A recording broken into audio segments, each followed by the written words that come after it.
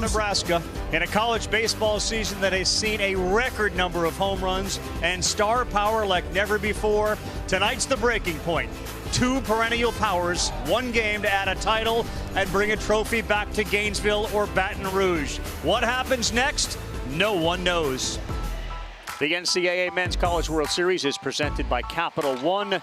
What's in your wallet? Down to the field, and Chris Button. Hi, Ravi. Florida head coach Kevin O'Sullivan keeps a file folder for all the years that he's made it here. He brought those notes with him to Omaha, and when he looked at the 2017 team that won it all, he said, listen, that team had really good pitching, had really good hitting, but the other thing it did was handle the atmosphere. They played LSU in that championship series when it was a whole bunch of purple and gold. So we told his team, remember that. The other team thing that team had was team chemistry. That's the similarity he sees between the 2017 team and this one. Similarities between 17 and now, we had to go through TCU to get here, and now we've got LSU for the final three. The crowd obviously is going to be loud and exciting, and it's something we're going to have to embrace. We talked about that in 17, but we bonded together as a group. We knew it wasn't going to be easy, and it's not going to be easy as well. It's two blue blood programs in college baseball. I mean, there's nothing really to say about it. You got to go out there and play your best baseball at the right time to win, and we're going to have a fantastic opponent to play against with a bunch of really good pitchers, a bunch of good hitters, you know, and a good program and a good coach that's going to manage the game well. So, you know, we're very comparable in many ways, but I guess that's why we're here. A couple of guys you might remember from that 2017 team, Brady Singer, Jackson Coar in the house to see Game 3 tonight. Singer was outstanding in that series, 2-0, 14 innings, 17 Ks. And here he is, the modern-day Shohei Ohtani in college. Jack Tani is his nickname. And as Kyle pointed out, he gets ahead, it's a whole different ball game. When he falls behind, the OPS against him goes up to about 1,000. The issue really is just strikes, and that's it. 52 walks and 72 and a third this year for Caglione. He doesn't give up a lot of hits, and he's not going to give up a lot of hits. Caglione throws strikes tonight. Florida's got a real chance. All right, so here's a wrinkle. You get to the last game, and our batting order brought to you by Capital One shows Cade Peloso, who's been their offensive star, moves all the way up to the leadoff spot. It might seem odd, but he has their highest OPS versus left-handers, and in general, lefties have more success against Caglione than righties, so definitely something to follow in the early parts of this game. Wind was blowing out around 20 miles an hour yesterday. It's below 10 tonight as we get set for pitch 1 of Game 3. And he drilled his first batter. Wow. An ominous start for Jack Caglione as he drills Peloso in the back. So that's the 13th guy that Caglione has hit this year. I don't have the numbers in front of me, but I would bet that the vast majority are left-handers, and the vast majority are on pitches like that. When that fastball sails, a lot of times it's arm side.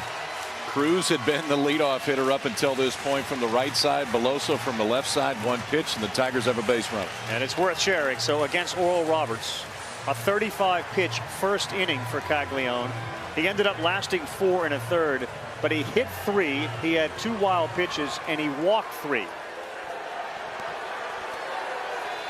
And now the Golden Spikes Award winner, Dylan Cruz. And that is poured in there. And that is Jack Caglione, right?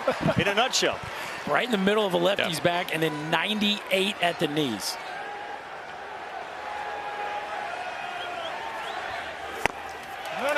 Another one and a fastball, and he'll throw a bunch of those at 98, misses away. Behind him, it's Colby Halter at third base, Josh Rivera, the shortstop, Cade Curlin, Luke Heyman at second and first.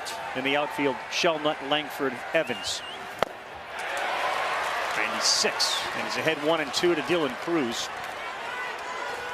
who has reached safely in all 70 games this year.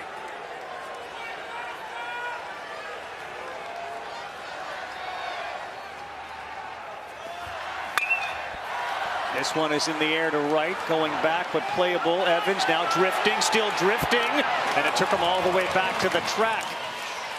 The wind is blowing out to dead center, but that one got up in the air, and it found a bit of a pocket and kept riding all the way to the track. Yeah, that's a ball that yesterday would have been a homer. That's how crazy the wind was here at Charles Schwab Field, and today about 5 feet short. But if you get it up in the jet stream, it has a shot to go out from foul pole to foul pole today still. Maybe not 50-degree homers like we saw yesterday, but it's going to play offensive. Shadows are a factor this time of day here in Omaha, and you can see Tommy White standing in the shadows. Caglianone's ball goes through the sun. That's fouled off the catcher, B.T. Riopel.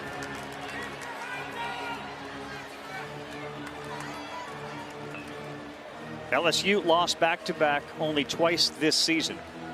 And in a College World Series in which we have seen a record-tying number of one-run games and that 20-run blowout, tonight is a bit of a mystery.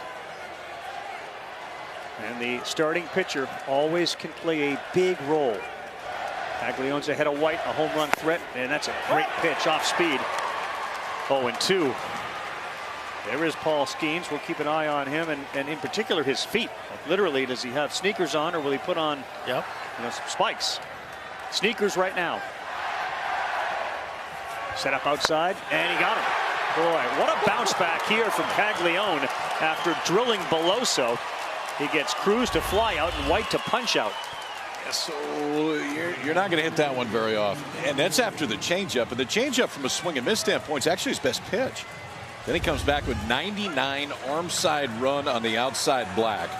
So the first pitch hits Beloso in the belt. Since then, Caglianone has been locked in. The first baseman is Trey Morgan. 308 in the World Series with a couple of doubles and a triple. Woo! Not an easy one to get out of the way of. That was 99 at your chin. So Caglianone's average fastball velo is 94.7. Early on, it's been a bunch of 97s and up. So he's obviously got a little extra juice flowing today. You can take 2 miles off of it and dot it. That's pretty impressive. 97. He has said, man, he wants to do both at the next level until an organization says no. That's high.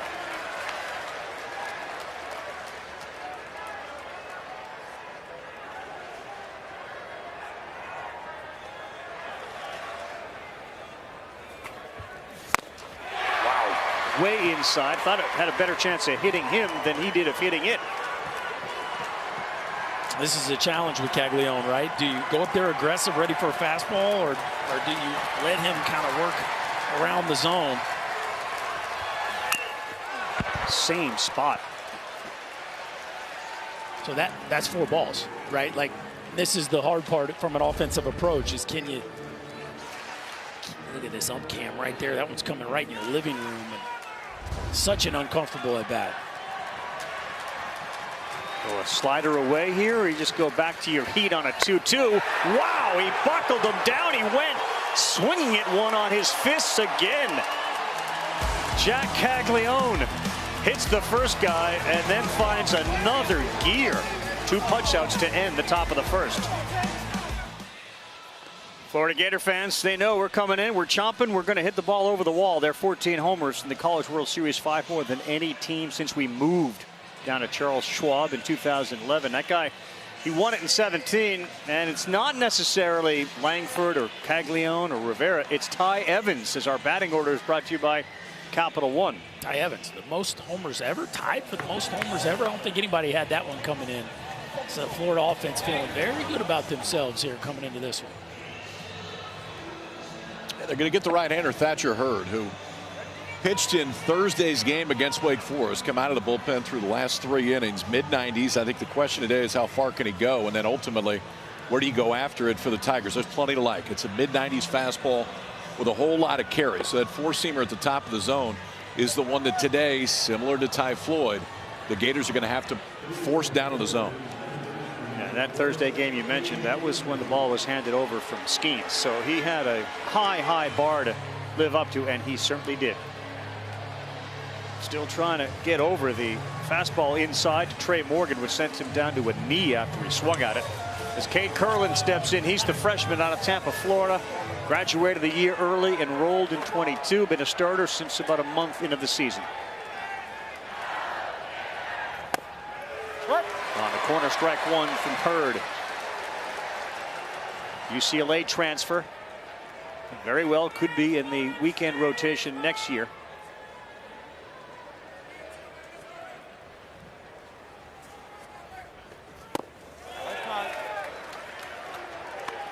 One ball, one strike. Everyone is talking about Skeens and his availability. To your point, he just pitched on Thursday, and they got to keep an eye on how much they can get out of Thatcher Hurd.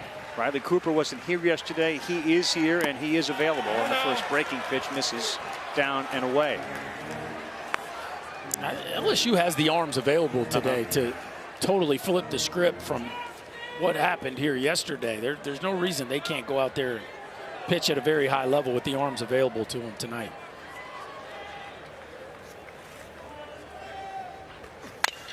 And that ball is smoked into left center field by Cade Curlin. Good sign on a ball that was up. He turned it around, his 6th hit in Omaha. The freshman swinging a bat with a little more confidence as this week has gone on. That's a 4-seamer up, and that is a bullet right through the middle of the field. 106-mile-an-hour liner to get the Gators started, and now Wyatt Langford, who was as hot as you could possibly be yesterday. 5 hits. That's good. Right here. Is that any good? He's hitting .381 here in Omaha. 8 for 21, 4 doubles, couple of homers, 7 runs batted in, and he challenged him with a fastball at 96 to get ahead 0-1. Not a bad week for Langford. He has now the 2 longest home runs ever hit during the World Series. 449 yesterday, 456 earlier.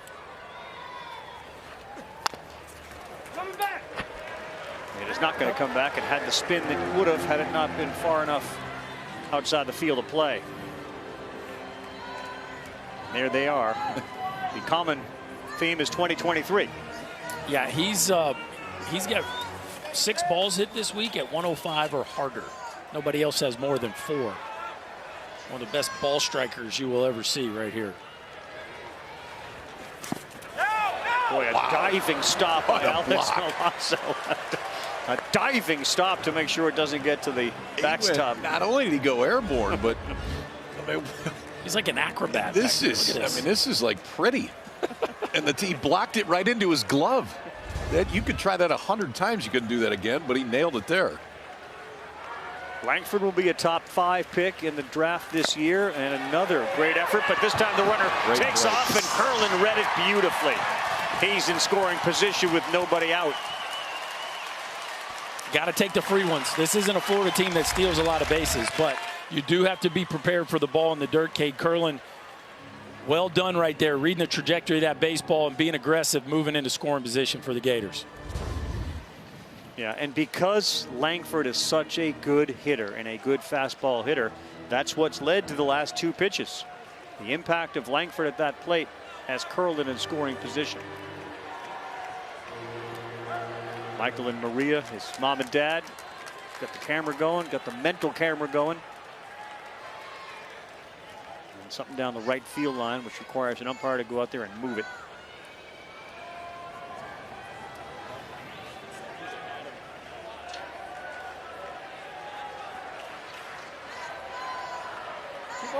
Florida off a game in which they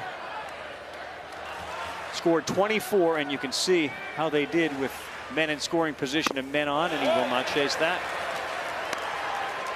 That's a big time take right there, because you think after a couple breaking balls in the dirt that maybe you're getting a fastball, but with first base open, wouldn't surprise me if they continue to nibble to Langford. He hung one. That ball is ripped down the line in left. Is it enough? Yes, it is. Wow. Wyatt Langford is scalding hot. It's 2-0 Gators.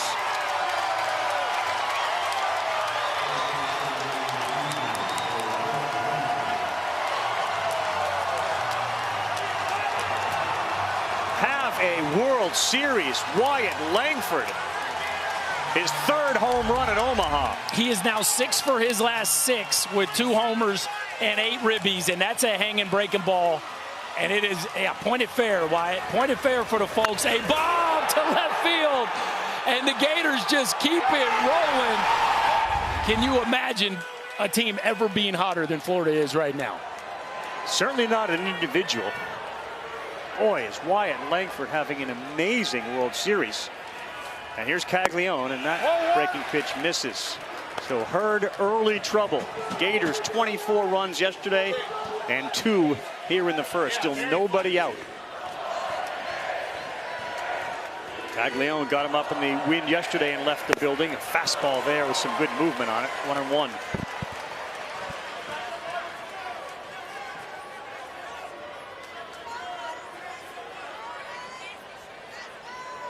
2 home run Sunday for the pitcher and 3-hole hitter.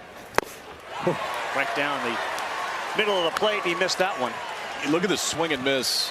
And where Thatcher Hurd gets it, he gets it up in the zone. He actually gets it in the middle of the zone, too. That fastball has that much carry that guys just have a hard time squaring it up. Yeah, he went and elevated again, and that's a punch out of Jack Caglione. You saw Griffin Herring starting to get a little loose out there in the bullpen. I mean, the leash is going to be very short for all the pitchers tonight. When I asked Kevin O'Sullivan about Jack Caglione's leash, he said, well, he determines that. I don't bring a leash to the ballpark. The pitcher tells me how long my leash is going to be. And now the shortstop, Josh Rivera. Outside. Throwing hard, but he missed. 6'2", 215. Avon Park, Florida, 6'24", 250 batting average. He's got a couple of homers and a double.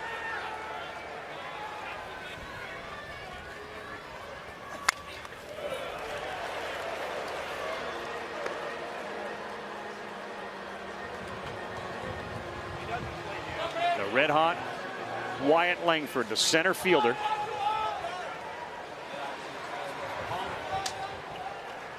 Has given Florida a 2-0 lead in the 1-1. Hasn't been able to land his breaking pitch, and the one that he did hang was banged out of the ballpark.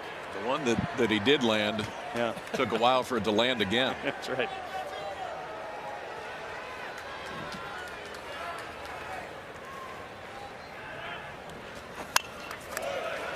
When you're looking at the swings that he's getting against the fastball, they have to be second guessing the pitch selection there to Langford on a 3-2 count after they had thrown him 3 in a row. They went back to the well one more time. And, well, he looked right on time for that breaking ball.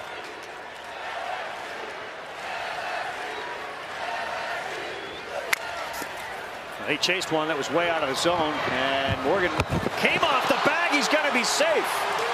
Boy, that was an interesting play by Trey Morgan, who seemed to think he was going to have to go get that baseball when it was right to Thatcher Hurd. Oh, they call him out at first base. Wow.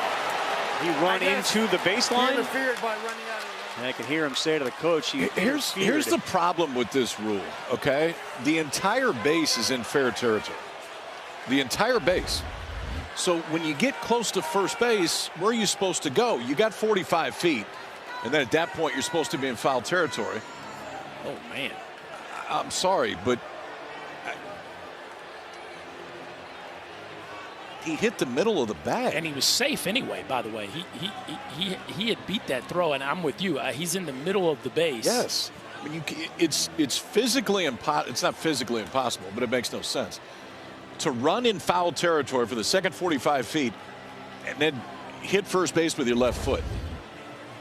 That's the part of this. If you're 10 feet in front of the bag and this happens, I get it. But not right at the base. It's something that we got to look at with this rule because it's just not realistic.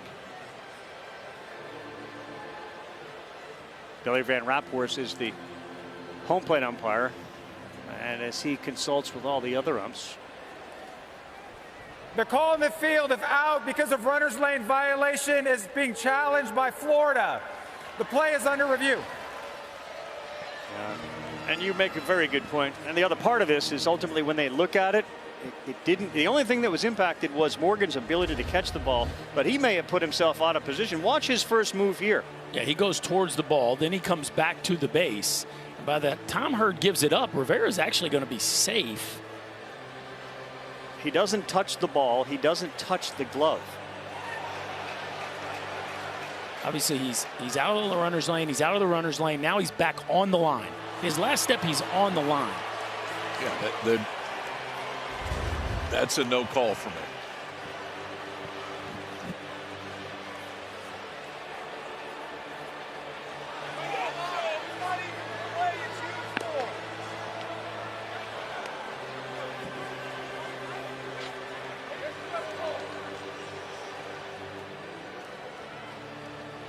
I think you're right, Ravi. If Trey Morgan goes right to the base initially, he's in a better position. Third gives him that ball easier or quicker, and that's an out.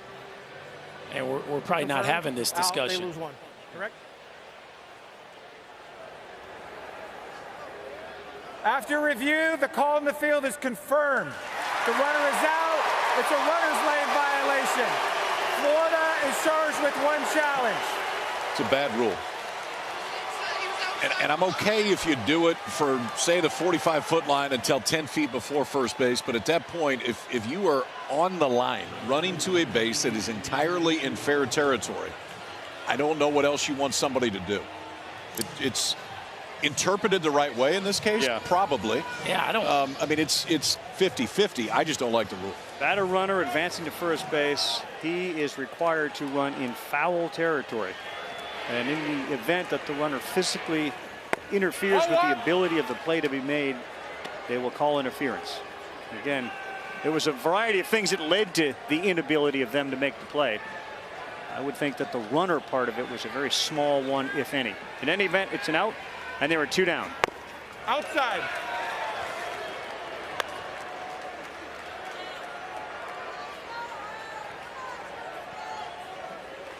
BT Riopel has struck out 11 times. He's also gone deep 3 times.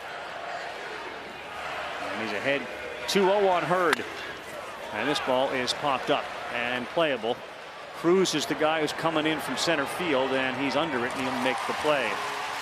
Very typical of this World Series, a whole bunch of things going on, including something we have now seen 3 times. Wyatt Langford. He's pointing. Mom and Dad are rolling fingers. We're touching them all. And it's 2-zip through 1. Now the Tigers and their faithful are going to have to rally out of a hole against Caglione.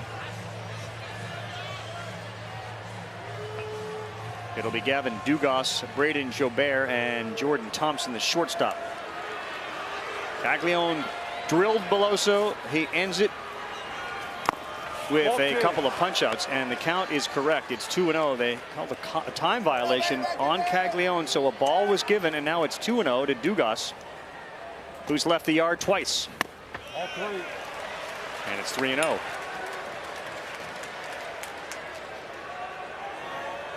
Pitch clock starts at 20. When it gets below 12, you'll see it on your screen, and that's a 3-pitch walk, but it's a walk because of the violation. So for the second straight inning, the leadoff man is aboard.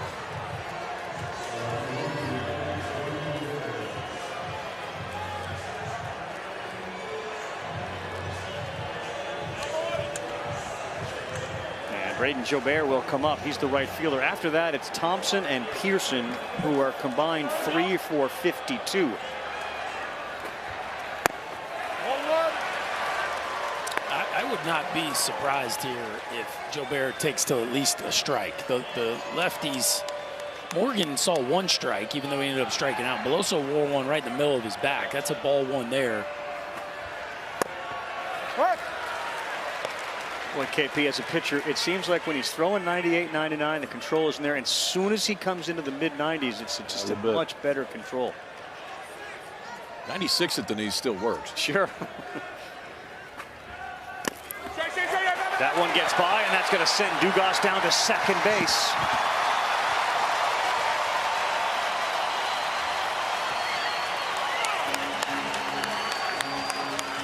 I guess that one will go as a wild pitch, but that's a play I think BT Riopel expects himself to make. Looked like he just assumed he could pick that one right there and ends up giving up a free 90 to Gavin Dugas.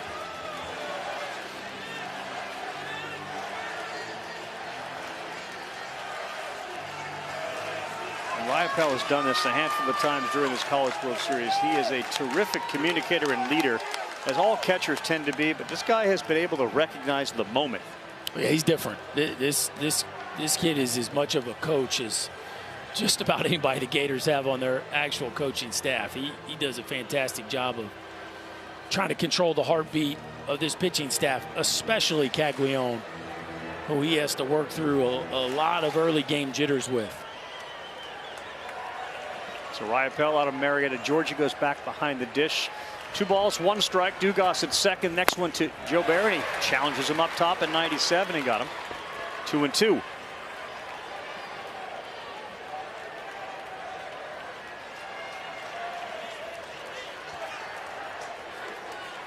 Frankfurt is shaded towards left. Right center is open, and he yanked that. 3 balls, 2 strikes.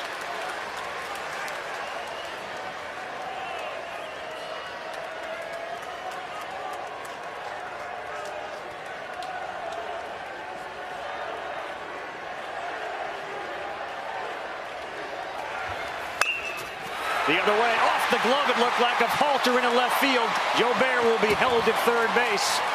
And a good hard hit the other way from Jobert, and it is first and third, nobody out.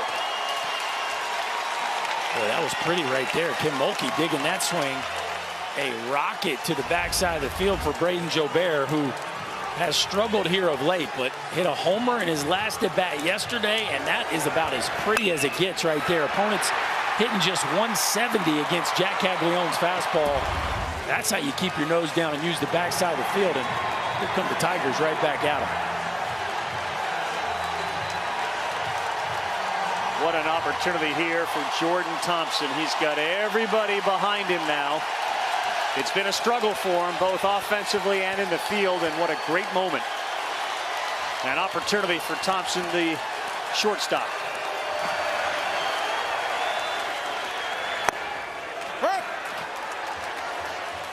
First pitch changeup. That's pretty cool. I mean, you got LSU fans on their feet right now, and they know how important Jordan Thompson's been to this team all year, and they know how much he's struggled since he's come here to Omaha, but one night can change all that. Back-to-back changeups, and ahead of that, 0-2.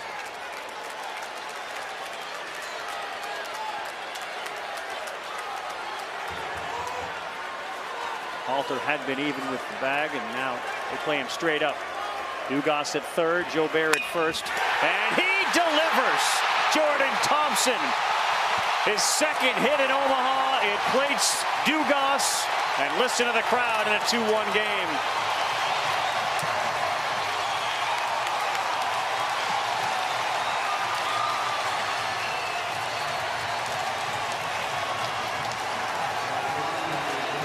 He had been 1 for 30.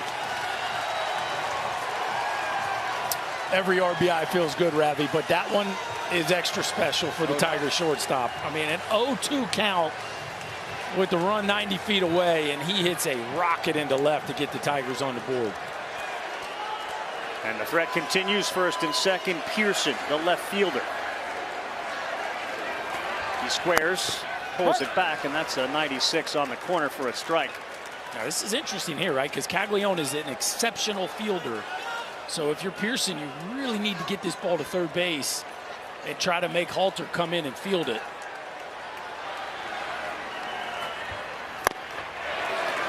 Oh, 0-2.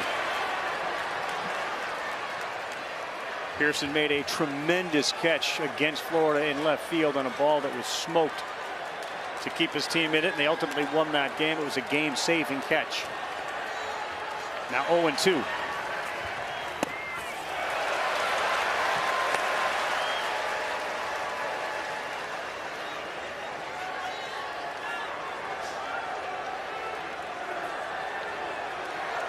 Like Thompson, Pearson has had a hard time here in Omaha. Just 2 hits, 22 at bats. On the ground, fielded. They'll go to second for 1. Back to first. Nobody's there. So they get the runner heading to second base in Thompson. Jobert goes to third. Pearson aboard. Nice job there by the freshman Luke Heyman. That was not an easy play. Heyman doesn't play a ton of first base, only when Caglianone pitches. And that was a tough hop, but he did a nice job of keeping his poise and ripping a strike to Josh Rivera to keep the double play in order and eliminate a runner from scoring position.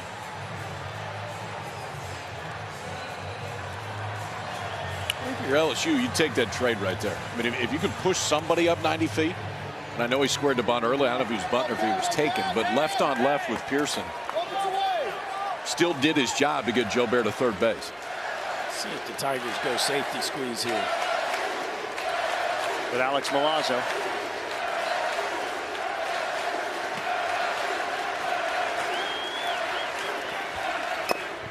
He tried it, and he fouled it into the mitt for strike 1. A perfect pitch, too. Fastball right down the middle. And you're always trying to hit the top of the ball when you bunt. He just Really came right over the top of that one.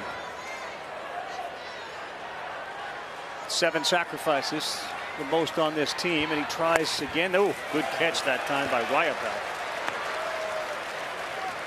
Kind of stabbed at it and was able to land it.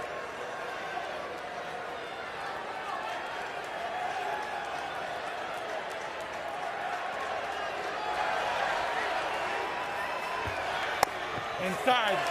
Get back. But Luke Heyman's coming downhill the way Trey Morgan did the other day against Wake Forest. He is flying down the first baseline. That one just inside from Milazzo. Interesting that he's so far back in the box. Usually when back foot's out of the box. Yeah, usually when you're bunting, I know this guy's throwing hard, but usually when you're bunting, you want to get yourself all the way to the front of the box, give yourself more fair territory to work with.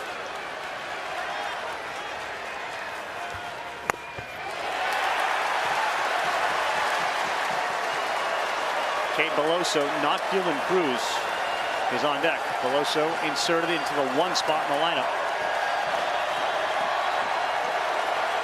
Kevin O'Sullivan talks into the walkie-talkie, sends the pitch call to his catcher, and a 3-1. And Beloso fouled it off to the right.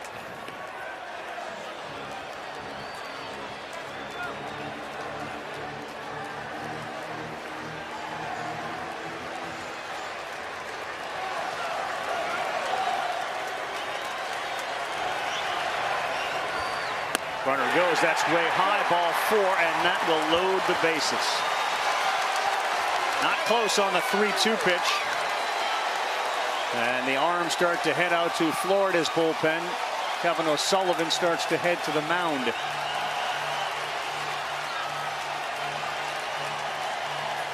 See Blake Purnell headed out there, Cade Fisher, Ryan Slater. Picarato's gone out there. Yeah. It was so good yesterday. I'd be surprised if we see him again in this one, but he was fantastic yesterday. One of the biggest challenges with Caglione is it can be so good and then it can go sideways so quick. And this is not a night where you can afford to have a lot of patience with things like that. That's why you see that activity or at least movement down in the Gator bullpen already. And they got plenty of options. From a bullpen standpoint, Florida's bullpen should be ready to go, but there isn't anybody that is an option that has the stuff of the guy on the mound. He's just got to corral it. So a two-way player, a superstar who has been constantly asked about his own aspirations and dreams, and has talked about the fact that he's got another year of this. What he's interested in is helping his guys who are going to leave get a championship. They're loaded for Beloso, who's had a terrific series. He got drilled in the back his first time up and looks at a slider for strike 1. Yeah, he's throwing a little tighter cutter. We've seen a few of those. I like that one. Yeah.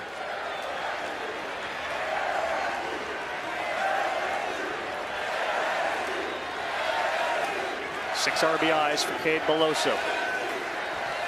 Here in Omaha, that's down.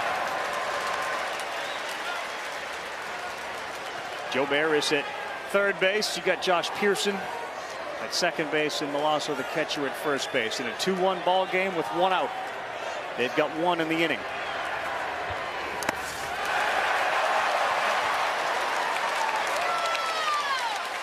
And the Gators did not go out to the bullpen to just sit around and watch. There's double-barreled action going right now.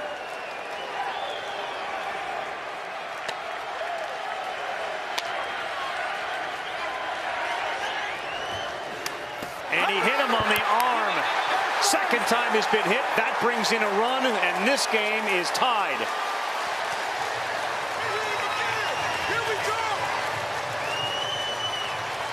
Looks like it got him right on that forearm.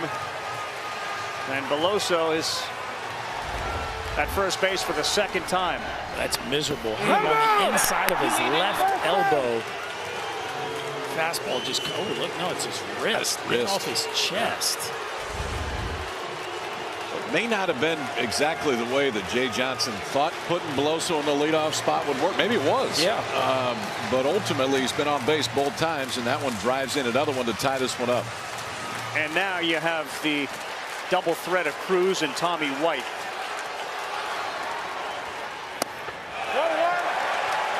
Game seems to be speeding up right now for Jack Caglione on the mound. You better be careful right here. Cruz just missed one his first at bat.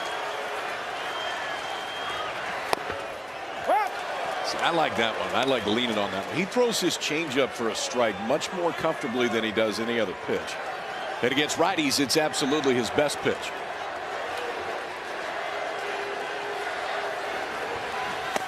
Outside. 2 balls and a strike, and the misses have been bad. But you can see he's missed arm side most of the game, especially with his heater. 30 pitches have been thrown this inning. And he misses arm side again, and this is a brutal spot for Caglione and the Gators with Dylan Cruz up in a hitter's count. Honestly, right here, a walk's better than grouping one. It's not the end of the world to give up one.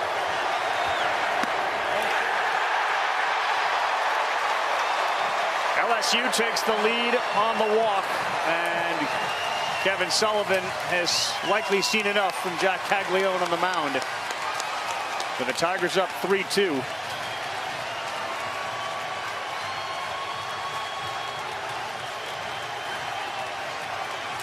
Well, Kyle, that was the concern you voiced at the top. When it's right, it's outstanding. When it's wrong, it's sideways. In this inning, a walk. It was a wild pitch. A couple of singles, a sacrifice, a walk, a hit batter, and another walk. We're back in Omaha, and a sticky situation for Florida. LSU's got the bases loaded.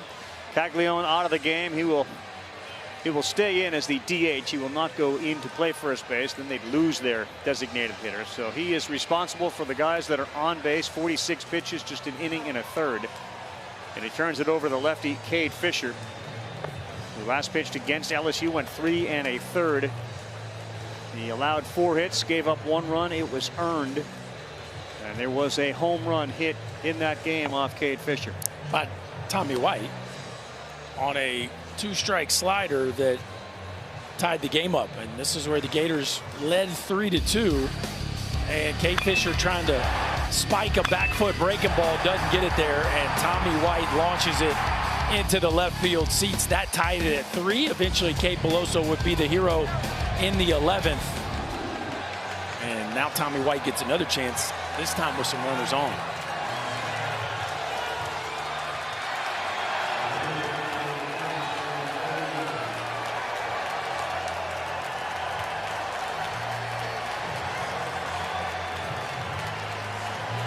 So you have 3 runners on, and one of the most dangerous hitters in Omaha at the plate is Tommy White, transfer named Tommy Tanks, about to be a hero again. Oh, he looked at that first one and liked it and fouled it back.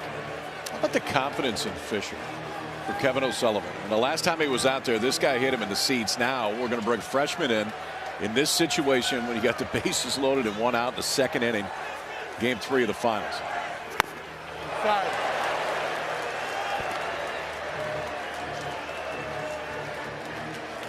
One ball and a strike from Fisher.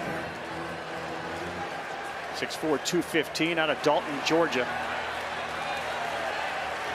And a 1-1. That's way outside. 2 balls and a strike, and no advancement, and it got away from Riopel.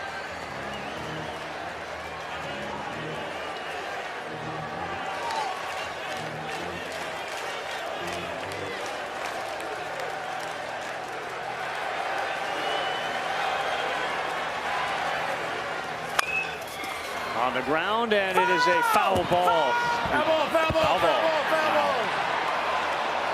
Wasn't fouled by much. Foul ball. It's David Savage, our third base umpire down there. We do have umpires down the line too, and left and right. Needed them yesterday on some of those high fly home runs that ended up scraping the clouds and somehow getting over the fair pole down the left field line. I heard you refer to it as a fair pole, so that's why I went there. See where you're going there? You'd like a fair pole and a foul bag, right? That's That'd be a good combination. Yes.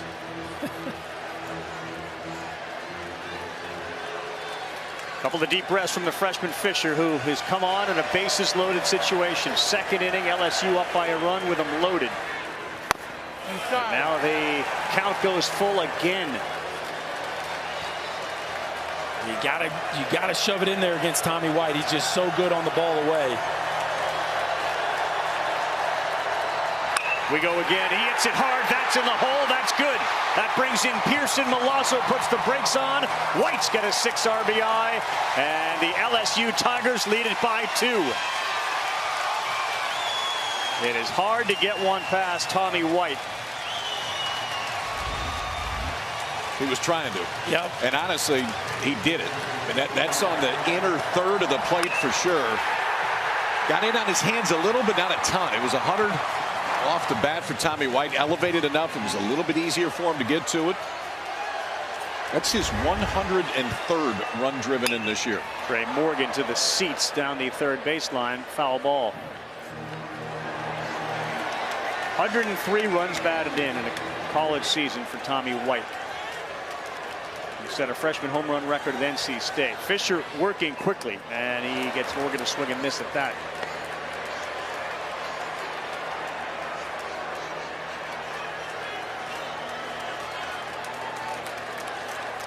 Four runs here in the inning. Caglione watching as the starter's been replaced. Morgan does a terrific job of spoiling that one. That started probably behind him. Yeah, you see him choking up on that bat. He's going to get into a broad base, and this dude can grind out an AB with the best of them. 0-2. He delivers to center field. Langford is there. He'll make the play. Should be an easy tag for Beloso, and also moving up from second is Milazzo. 5-2 Tigers on the sack from Trey Morgan.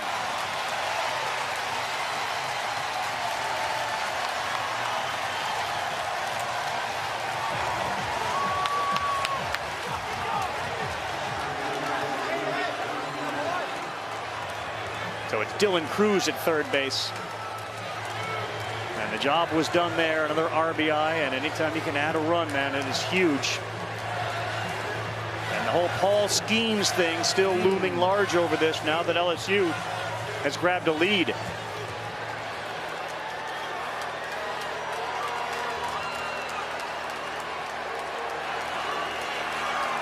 Gavin Dugas. On Paul Skeens' watch down here in the LSU dugout, he is not down here, and he has not been down here for the last 30 minutes. Oh. What do you think we got there, KP? He's probably having cereal or something.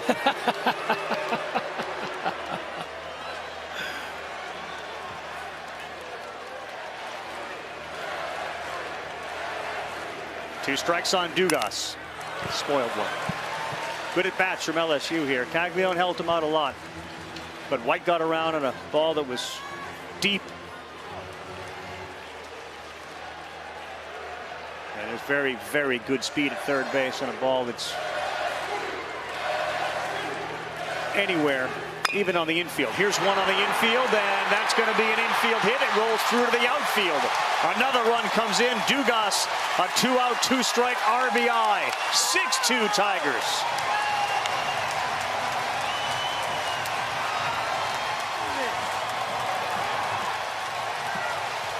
Tigers have made this inning pay off, right? As you said, Ravi got gifted a ton of free passes, but the situational hitting has been fantastic. White, sac fly from Trey Morgan. Now Dugas reaches out and rolls one through the 6 hole, and a 6 spot here in the second by the Tigers.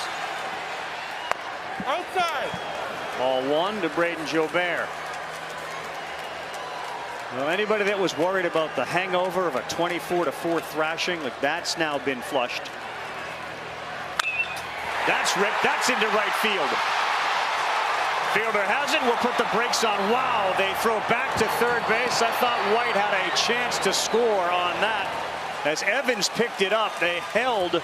I don't know. White at third. I don't know how you hold him right there. I know it's hit hard, but Evans had to go to his glove side. Ty Evans was not even throwing this ball. No. I mean, he had conceded the run in right field, and with 2 outs, that's shocking that White was held. Yeah, he was going to score without a play. Yeah. As you said, Ty Evans is not even attempting to throw Tommy White out at home. And nice job there by obeying your third base coach and putting the brakes on. But well, that's a missed chance there by the Tigers. They're loaded one more time. Thompson. 0-1. Jordan Thompson, who delivered a single and an RBI in this inning. His second hit in Omaha. It was a big one. Do even more damage now. It's 2-0.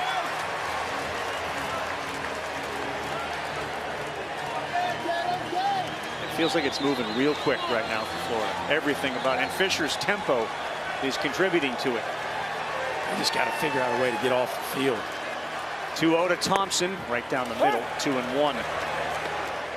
They're going to throw some punches on offense themselves. They just got to get out of this thing.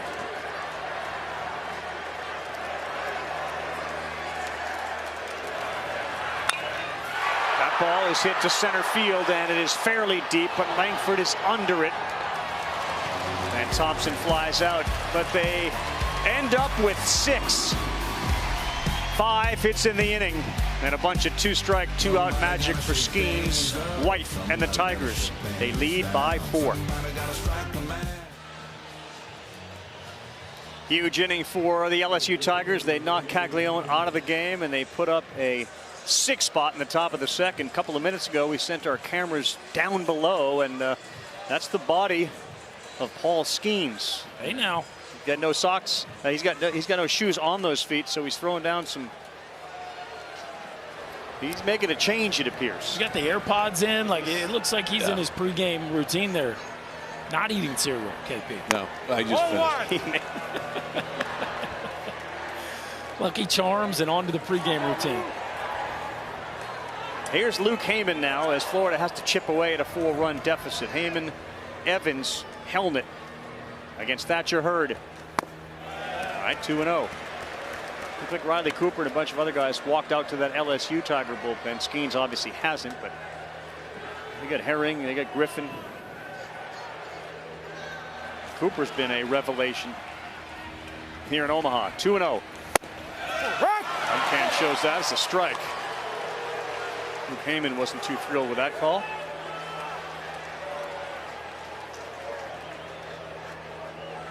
.321 on the year. 12 home runs for Heyman. That's been the pitch. That's been the Florida kryptonite. Where he wants to live. And if he's getting the high strike called, then obviously that makes Hurd's night even better.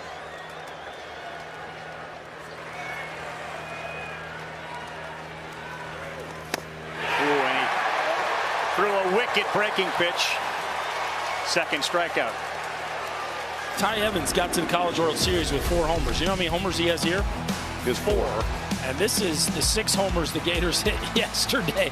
A couple of them obviously off the screen. Now this is for the week. 15 homers in the College World Series, the most in Charles Schwab Field history. Fireworks. You get fireworks. You get 15 home runs. You get fireworks. You deserve fireworks. Yeah. Right by him at 95. This is Evans, the right fielder.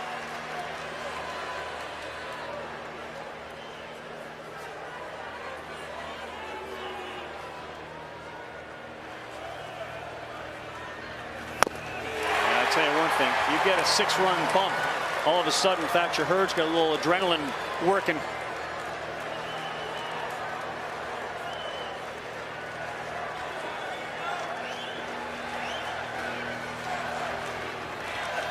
All foul.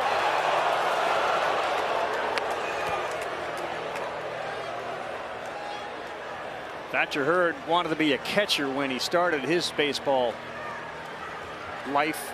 He was really after Arizona's Cesar Salazar. That's who he wanted to model himself after.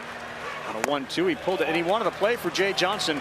He went to an Arizona camp one summer with his buddy Tommy Splain. Hurd wasn't great at the camp. Splain did much better.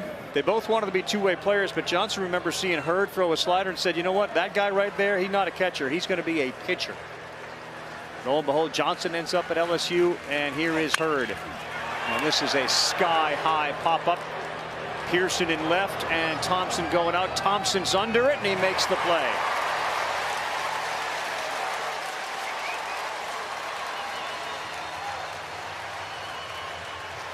It's not something I would assume, guys, that Paul Skeens would do if he was not thinking about being used tonight. No. No.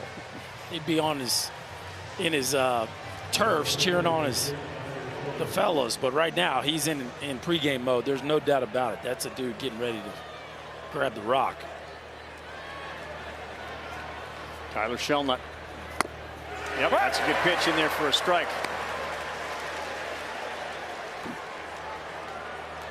During COVID, Thatcher and his brother Logan, another pitcher, they got the keys to a pitching facility with all the technology, TrackMan, etc. And that really is what hooked him on pitching. And he, right now, looks like somebody who's teaching a master class.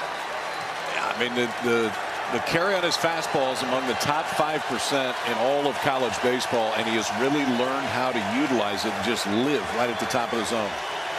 0-2, and he does not get the chase. He's one strike away from throwing a shutdown inning out there, which is what every pitcher wants to do after their team puts up a crooked number. 6 for the Tigers to start this inning. 3 up, 3 down would give them all the momentum. Mission accomplished. A wicked curveball from Thatcher Hurd. Picks up 2 punchies in the inning. He's got 3 in the game. We're through 2, and the Tigers got a 4-run lead. 2009, that of course is the last LSU title, Paul Mainieri and company.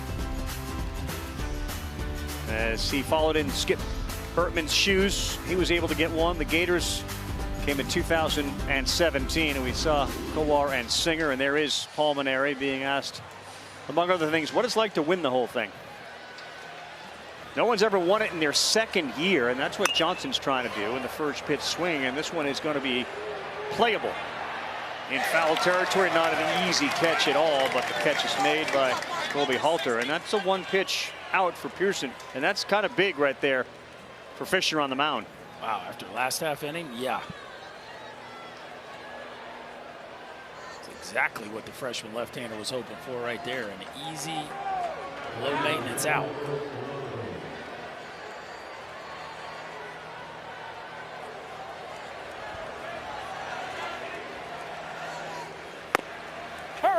Strike 1 to Milazzo.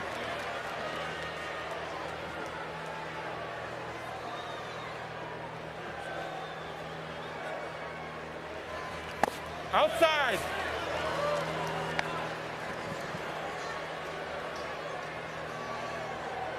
What Florida has going for it, too, off of that big 24-4 run. That one misses high.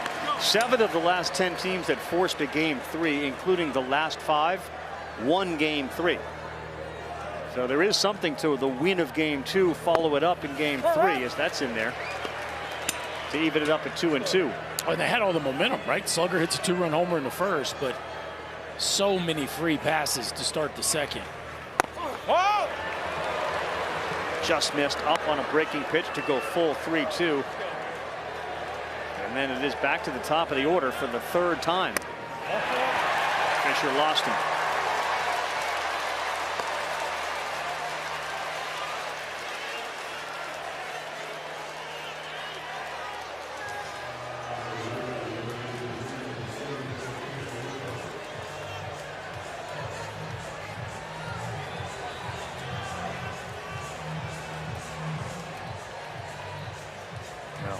In a world where free passes really hurt you, they've given away too many and hit batters. And now you're dealing with Beloso and Cruz again. Breaking pitch in there for a strike. Yeah, the 6 runs that scored in that second inning. 4 of them were free passes. 3 walks, and Beloso was hitting the wrist. And a big theme of the first 2 games, even though LSU split in those first 2 games, was LSU's inability to come up with some big hits. But starting with Jordan Thompson and Tommy White, Gavin Dugas, they were able to come up with some clutch RBI-based knocks in the second. Beloso, that is just foul. Under the glove of the diving Heyman, to foul. You're playing with fire. You let this LSU team have too many base runners. That one was just foul.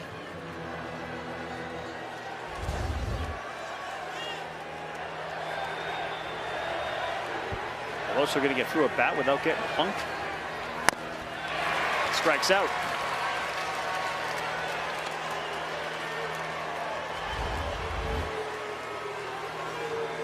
Slider's good, especially against lefties, and that's what Cade Vischer was kind of leaning on that at bat against Beloso. Goes right back to it. You can see the dot on that slider coming in. Beloso all the way out in front, strikes out for the second out of the inning. And now the very dangerous Dylan Cruz.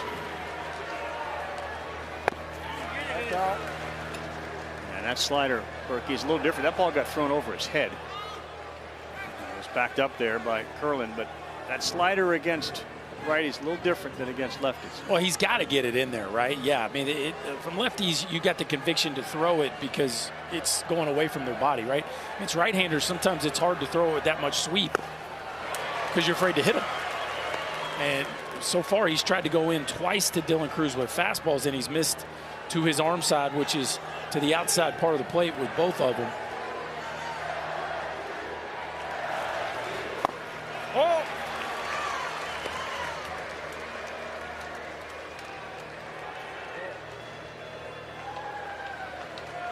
Cruz popped out to right to the warning track, then walked and scored on a 2-1. That ball is ripped into right field. It's going to get down in front of Evans. He fires it back in, but that's the beauty of Dylan Cruz. He and Tommy White are amongst the best in the country at going the other way with some authority. You got to get the ball in. Look where Rypel set up, right? He's set up in, and that ball's just hanging out over the plate. 107-mile-an-hour BB into right field. And honestly, he's lucky he got that one back because that is right in the go zone for Dylan Cruz. Some regards fortunate it's just a single.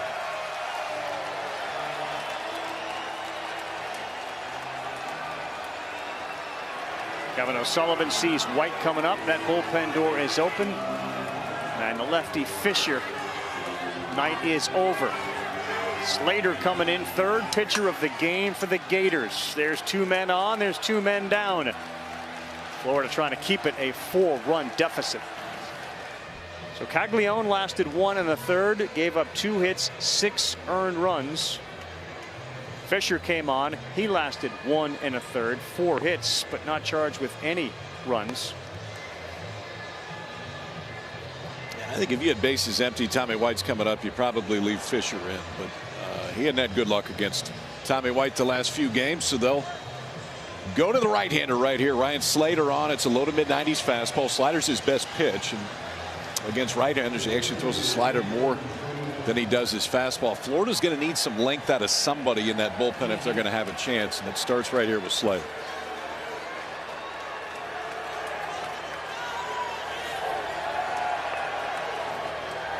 Look at White's numbers tonight: 1 for 2, an OPS of 1150. Struck out, singled.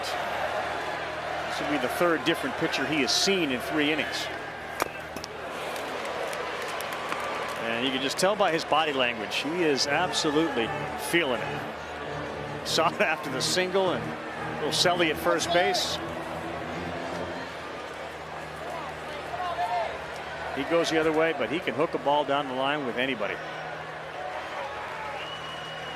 103 runs batted in on the year, 0-1, and a take, 1-1. Well, what's scary pitching to him is even though he comes out of his shoes, he's trying to hit it over the right center field wall with that heater, right? So most guys that come out of their shoes like that, you think, well, I'll just throw him a breaking ball.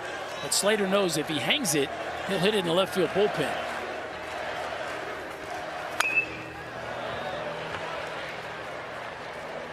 I mean, you know hitters, KP, you know hitters. You can tell when they swing and foul one off and they give you a little walk, like they're feeling like, I missed that. You didn't get that by me. I missed it. Yeah, there aren't too many times when Tommy White steps to the plate that he's not feeling confident either.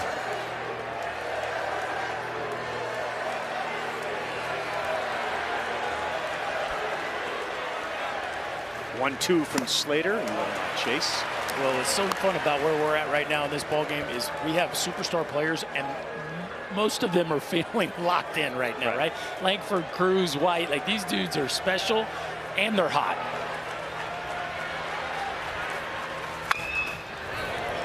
Yeah, that came into his wheelhouse. He yanked a foul, and that's just going to be a long run for the ball boy. That didn't get the hat's coming on. Lid. Yeah, fans weren't able to get it to help him out.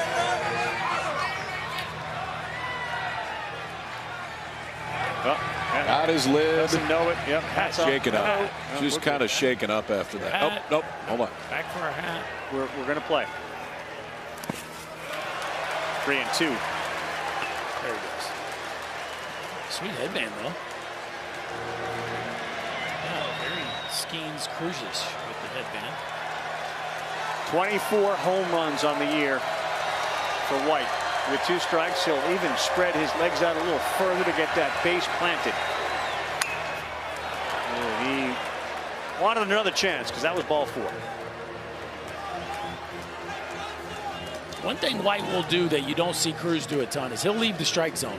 He's got such incredible desire to drive in runs that sometimes that leads to chasing pitches out of the zone. The bat-to-ball skills, though, to foul that one off was impressive. Hit a walk-off to break a scoreless tie in the World Series. That was the first one we've had.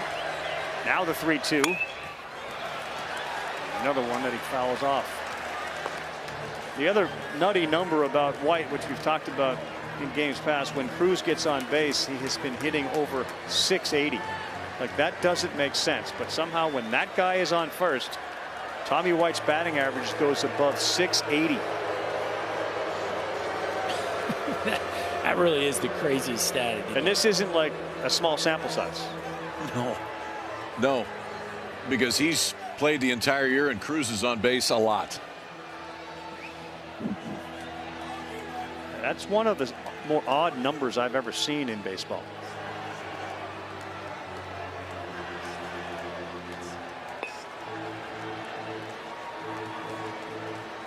So if you end up drafting Cruz, do you then eventually have to go find Tommy yes. White?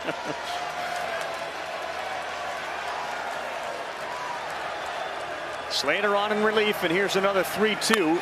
And off the end of the bat, a one-hopper. Rivera gets it. We'll talk with the LSU head coach, Jay Johnson. Probably ask him about the plans for Paul Skeens and what it's like to lead by 4. Yeah, just the quality of the bats. Did a nice job with Caglione and made a good adjustment to Fisher. Now we're going to have to do that to Slater, and really like what I'm seeing out of Thatcher so far. He's been really good, Thatcher has, since coming to Omaha. What's been the difference with him here? You know, he's had a really good season outside of a couple outings. I think he's throwing his breaking ball for a strike. He's locating his fastball, and the poise is really good, and that's what we need tonight. We've seen Paul Skeens go back and start to stretch. What's the game plan for him tonight? He'll probably be in this game at some point. Appreciate it. Thank you. All right, KB, so you hear at some point, and I'm sure the scoreboard will dictate it, Skeens is going to come in and win, right? Well, I don't know, because we can't go to the camera anymore. Why not? It's covered now. There's a towel over the peekaboo camera that was down there somewhere. I'm sure unintentional. Just hung it there? Yeah, just trying to dry it out. All right. Well, that high fastball has worked so far for Thatcher Hurd. It'll be 9, then 1-2. Kobe Halter. And they have done what they usually do defensively. They take Jordan Thompson, the shortstop, move him over to the second base spot. And Dugas moves over to the shortstop hole.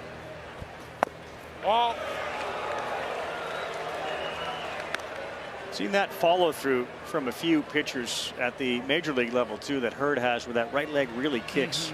Spencer Strider is a big proponent of it with the Atlanta Braves.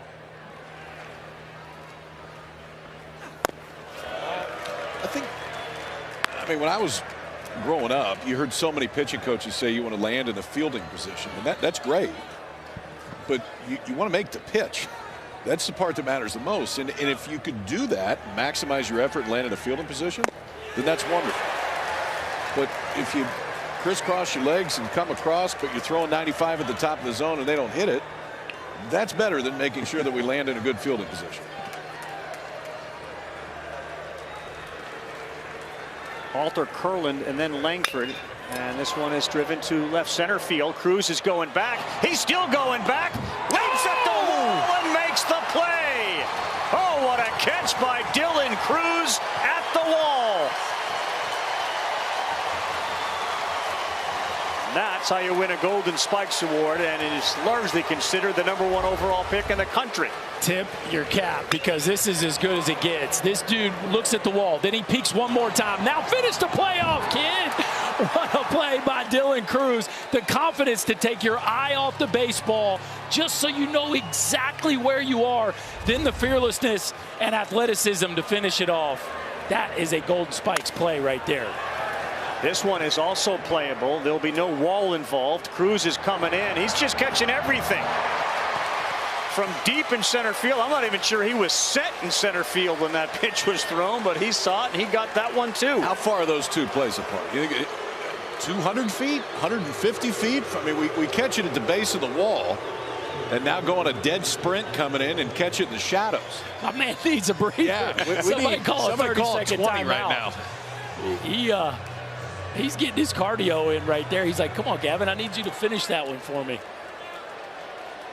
Well, that first play basically assured that Langford would be up with at the most one on, let alone two. And that's a big out and a big second out. So Langford bats with nobody on. And this guy has got flames coming off of his shirt right now, the way he's hitting. 6 for his last 6. 3 home runs. And as comfortable as White looks, so does Langford at the plate. Yeah, this dude's pretty scary when he's locked in. And right now, he is as hot as you can be. You just have to be very careful with every pitch.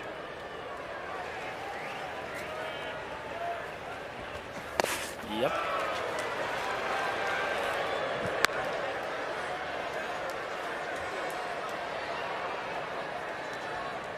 Three 400-foot homers in a single World Series. He's the first. And this ballpark just generally doesn't see balls go where he hit them. Ball and that's outside, so he'll walk. Good story about Langford. When he was a kid, he was nicknamed Evil Knievel. He fractured his right wrist playing basketball, went for x-rays. They found out that he had a healing fracture in his left wrist. Healing fracture. Never complained about it. So he had a broken left wrist, never complained about it, and dealt with a right wrist. Grew up about 30 miles outside of Gainesville, Florida. Lives for the Gators. He's at first. Boy, Caglione just went fishing on a slider. 0-1. Well, it's been pretty neat. The story coming into the College World Series, we had all these superstars, and Langford and Cruz have certainly not disappointed. Could be one, and Skeens either, right? The 1, 2, 3 in the draft, they have put on a show for us here in Omaha. Outside. That play Dylan Cruz just made. Anybody that thinks he's a question mark, I don't know how you ever would consider moving him anywhere off of center field. He is special out there. Caglione has the BB Corps bat record for a collegiate player. He's got 33 home runs, and the crowd could sense, especially those behind home plate, what a great pitch that breaking ball was. They called that strike before Billy Van Raaphorst did. Now 1-2. They've been able to get him to chase. Oh, he got hit, and that's a mistake from Thatcher Hurd. Came inside to Caglione, and now there are 2 on with 2 down, and Josh Rivera coming up.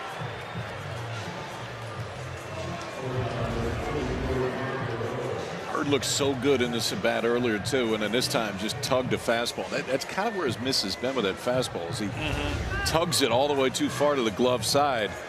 Now you got a guy stepping up in Josh Rivera that's hit 19 out this year. If he does that again, we got a 1-run game. And that's going to bring Jay Johnson out to the mound and talk with Thatcher Hurd. There's Griffin Herring. And how about the bullpen work, guys? You've seen LSU all year. How about the bullpen work for LSU in the tournament, and in particular here?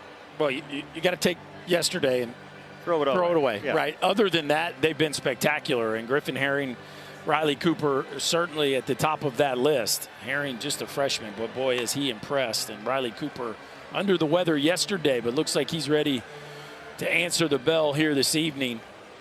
And I would say that Thatcher Hurd is in that place right now where if it doesn't get done right here, they may go to Herring. He's been that good.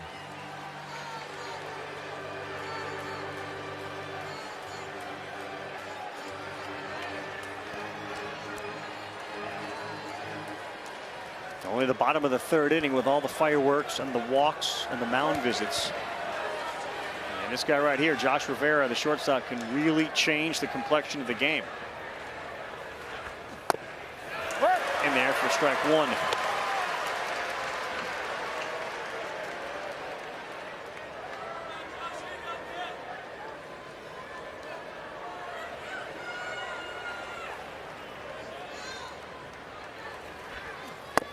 Oh.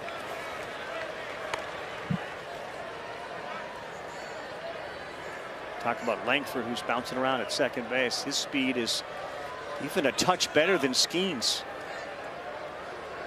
So he can fly. Caglione at first. Kind of 1-1 on the way to Rivera.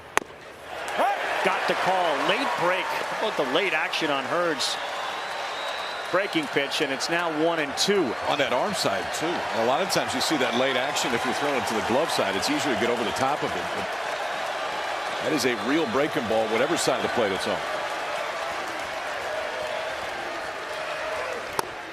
Right down the middle at the knees. Hurd punches out his 4th of the night.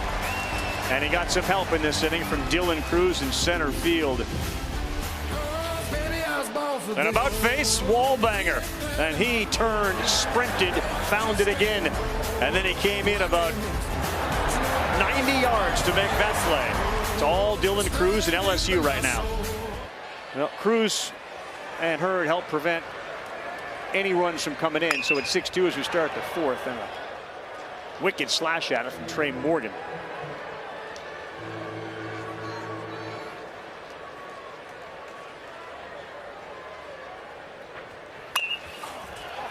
And that one's going to get out of play as well. Stating the obvious, but this is obviously the game you win the championship. And the arms that LSU has out there, the longer you don't put some numbers on the board, the advantage really tips to the Tigers. Yeah, this one could get late early on the Gators. And opportunity right there with your cleanup hitter up and 2 guys on. Rivera watches a couple fastballs. That one stings.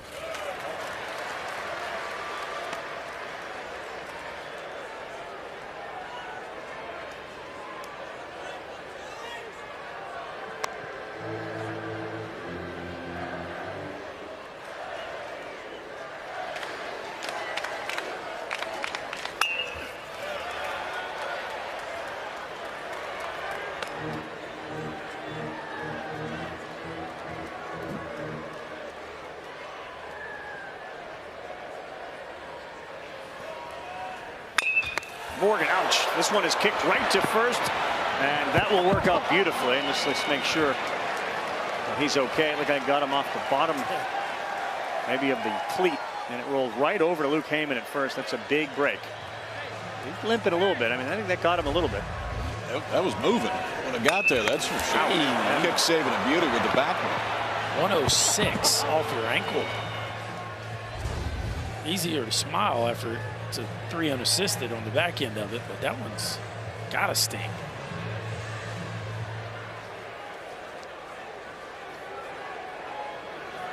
Slater takes a step off the rubber as he gets ready to deal with Dugas. You're good. And then Joe Bear. What? Dugas has reached twice. Walk and a single. Yeah, you got to get a trainer out there, don't you? This is not what the Gators need here. He's going to need, if he's going to be able to stay in, he's going to need some practice throws after that. I mean, that's your drive leg, KP. Yeah. I thought the way that it came off, I thought maybe it got him at the bottom of his cleat. This is just trying to set his feet and push. Yeah, he just had no push. It like gave out on him.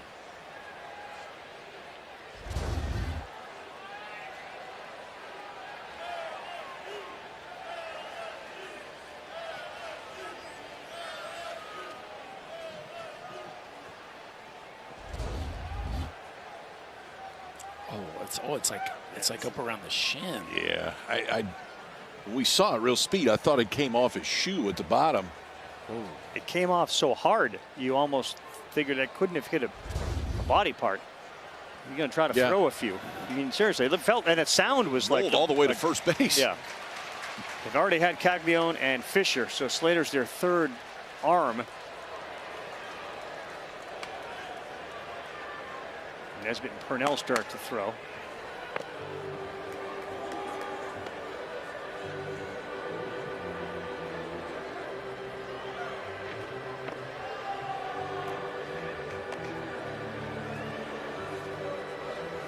Kevin O'Sullivan, the athletic trainer, right out there with the home plate umpire. Well, it's funny. We just talked about that finishing position where the right leg rips around, right? And that's the body's to the side of the hitter. And not that you would catch that ball anyway. That's not the point. But it does expose that outside of your right leg. And your gloves, you know, nowhere near in a position to make a play on that ball. Looks like he's okay, fortunately. He's ready to go. 1-0, and that one is a little bit high. Immediately you have that adrenaline rush, and then you realize, like, you know what? There's not a lot going on here with support. 2-0 and popped up. Should be playable for Heyman into foul territory. 2 down.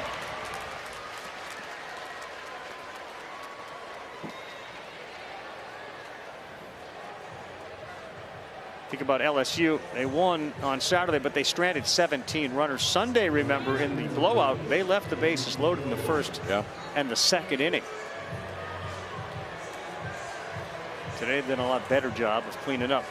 So Dugas retired for the first time. Another guy that hasn't been retired is Braden Jobert. Oh, nice dig.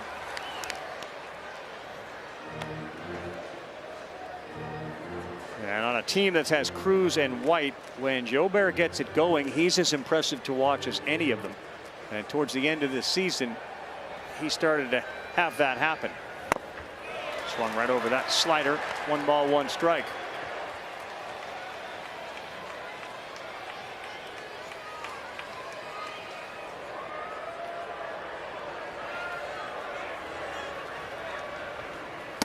Both down. That's the same pitch he swung at. Yeah, the bat-to-ball skills are not on the level of Cruz and White, but when he sinks it all up, boy, it's as pretty as anybody.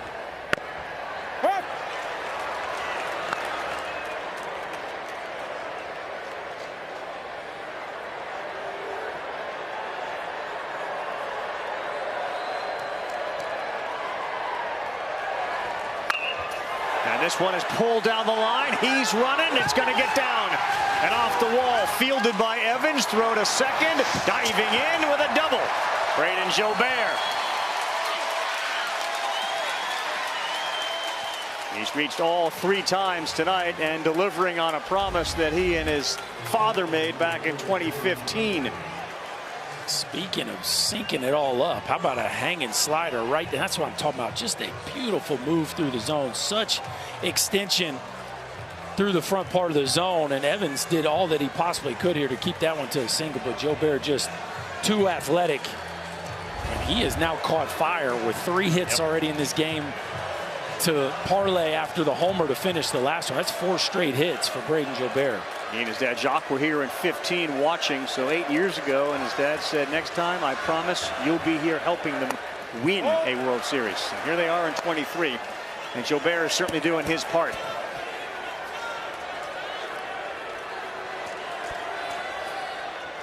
Jordan Thompson singled and then hit a smash to center field, so he's made good contact twice.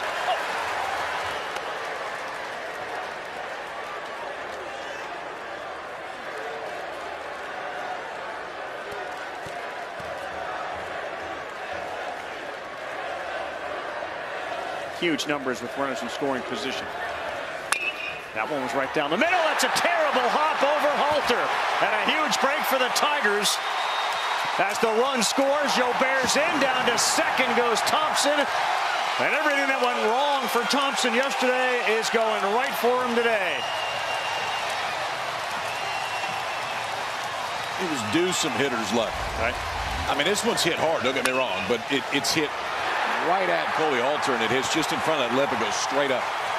Expecting a different hop, throw balls all the way home. You see it right over his shoulder.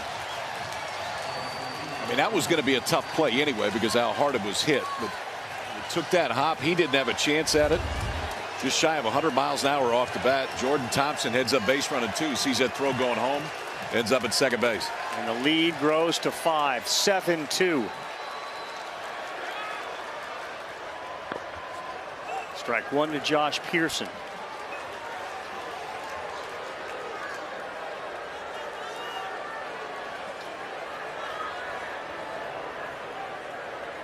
They give Thompson a hit. That's his second of the night. And Pearson swings at it and pulls it foul.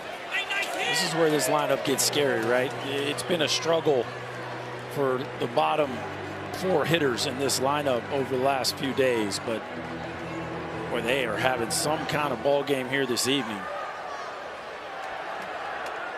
6 for 9 with runners in scoring position.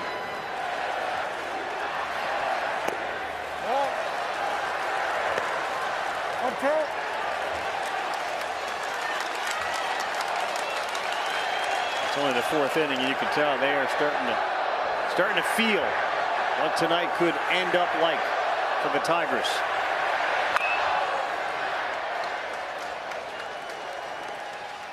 Six through 9 batters in LSU lineup have only made 1 out tonight.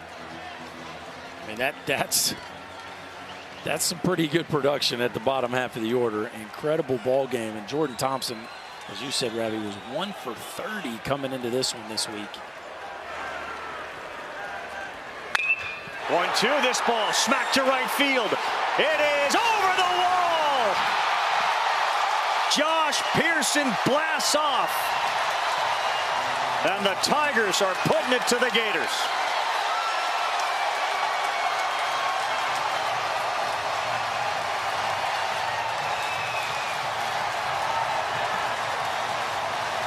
Two-run shot for Pearson. It is 9-2. And for Josh Pearson, his 4th home run of the year. Incredible the way the bottom of this order has gotten it hot. A fastball down and out over the plate, and Josh Pearson, a 21-degree rocket into the right center field seats. And it is all Tigers right now. Milazzo, that's another hit.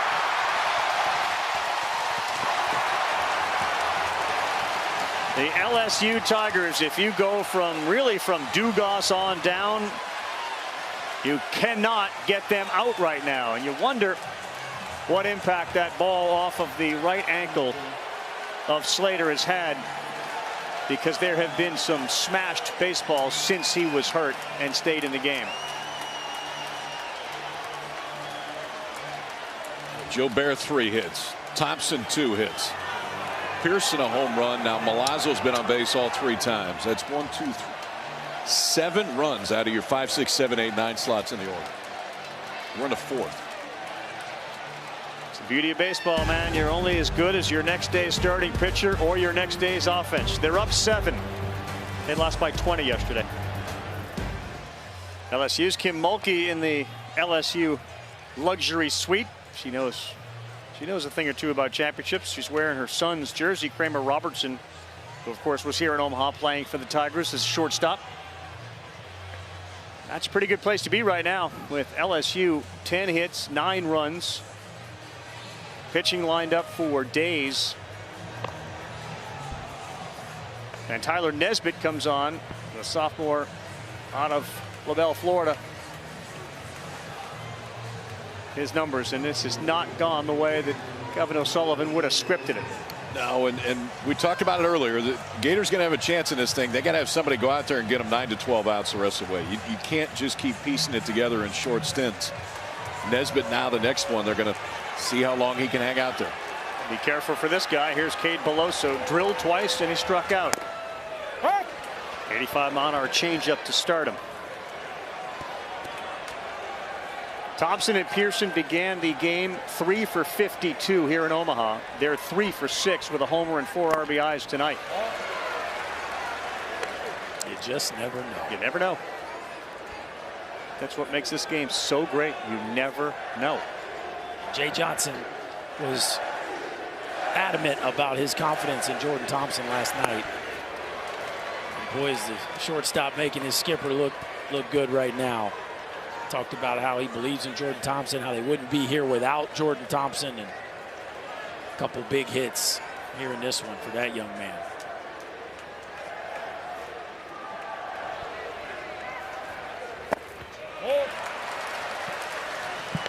LSU's hitters tonight too have really had a great game plan and the ability to recognize pitches. They have fouled off so many 2-strike pitches to stay alive, and they Do a great job of taking ones that are out of the zone with 2 outs, 7 for 10. Yeah, I mean, this whole thing started with 2 outs. They are just locked in right now as a lineup, and this is a perfect example of it. Cade Beloso, oh, goodness. That's pretty good. That one's a strike. That one looked like it got some play. 3 runs in the inning. And a 3-2 with a runner going. And this one is into right field. That's going to get down. Milazzo will head to third. They'll put he's being wound. Here's the throw. He is in there. The left foot got the bag. The 10th one for the Tigers. And let's hope he's okay. It was an awkward step at home. And that foot hit the bag, and he's grabbing that ankle. I don't think we want to see this one.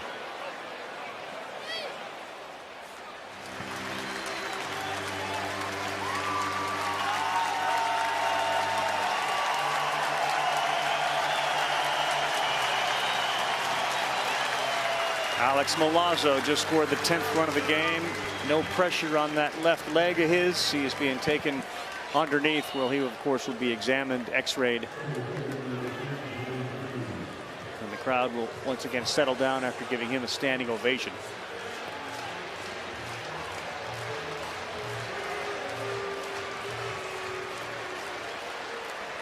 So Beloso will pick up an RBI. It's an 8-run game, and LSU is doing to Florida what Florida did to the Tigers yesterday. Here's Cruz.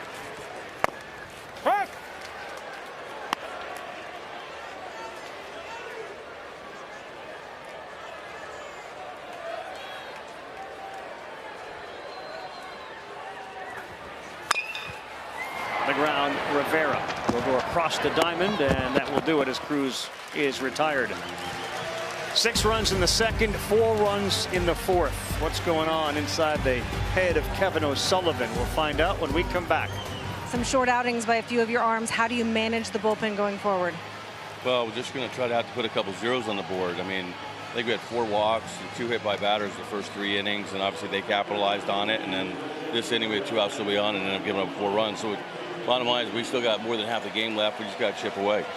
Part of that is what your hitters can do. You strung some hits together yesterday, a couple bombs. What adjustments do you want to see at the plate? Well, I mean, at some point we were helped yesterday by some free passes as well, and some defensive miscues on their end. But bottom line is when we get opportunities to score, we just got to chip away and get a run here, 2 runs there, and then get within striking distance at the end. I appreciate it. Thanks, Elliot. Thanks, Chris. All right, well, Thatcher Hurd now is pitching with an 8-run lead. And, of course, he's going to be throwing to a new catcher as we keep an eye on any updates on Alex Milazzo. Hayden Travinski has gone in. We'll start with BT Riopel. Florida is a team that makes a living hitting the ball over the wall. And when you're down 8, you got to make sure there are base runners on and then hit it over the wall. Yeah, I mean, all you can do is exactly what Sully said, which is just chip away. I mean, you got to try to make it a 0-0 game and see if you can't put 3 or 4 together and give yourself a puncher's chance down the stretch. The problem is the back end of this bullpen looks a little different tonight than normal. Yeah. Well, the guy out there looks pretty good so far. Yeah. And Thatcher Hurd gave up the leadoff single to Curlin, then Langford headed out of sight. Since then, he's been pretty locked in.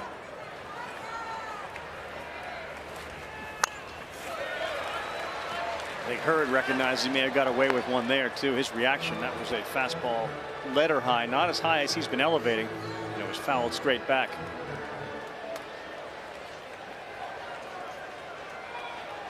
Florida had a 2-0 lead in this game after that Langford homer. 10 unanswered runs. That one is pulled, and how about the shift working? And that is the shortstop Thompson, who is playing in that second base position with the lefty up.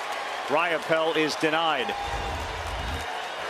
Perfect positioning here by the LSU defense. Maybe got in on him just a little bit, but Jordan Thompson out there in shallow right field. Nice prep step. Good crossover, and erases what would be a leadoff single from BT Riopel. Luke Heyman, then Ty Evans. Heyman struck out his first time up. Very efficient outing for Hurd as well as he gets ahead on Heyman.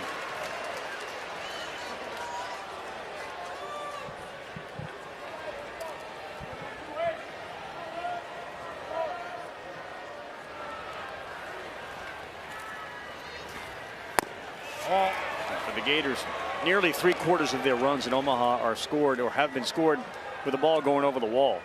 During the season, it was around 44%.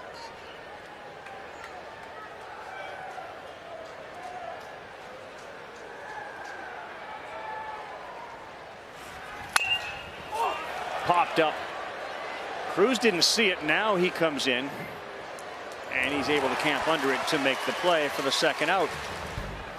And it looks like Taylor Hall went to Chicago. The Bruins are dealing with a salary cap crunch issue. That's a swing and a miss. Taylor Hall's tenure in Boston after 2 years appears to be over, and the Blackhawks sent a whole bunch of things back to the Bruins. The 0-1. That's pulled.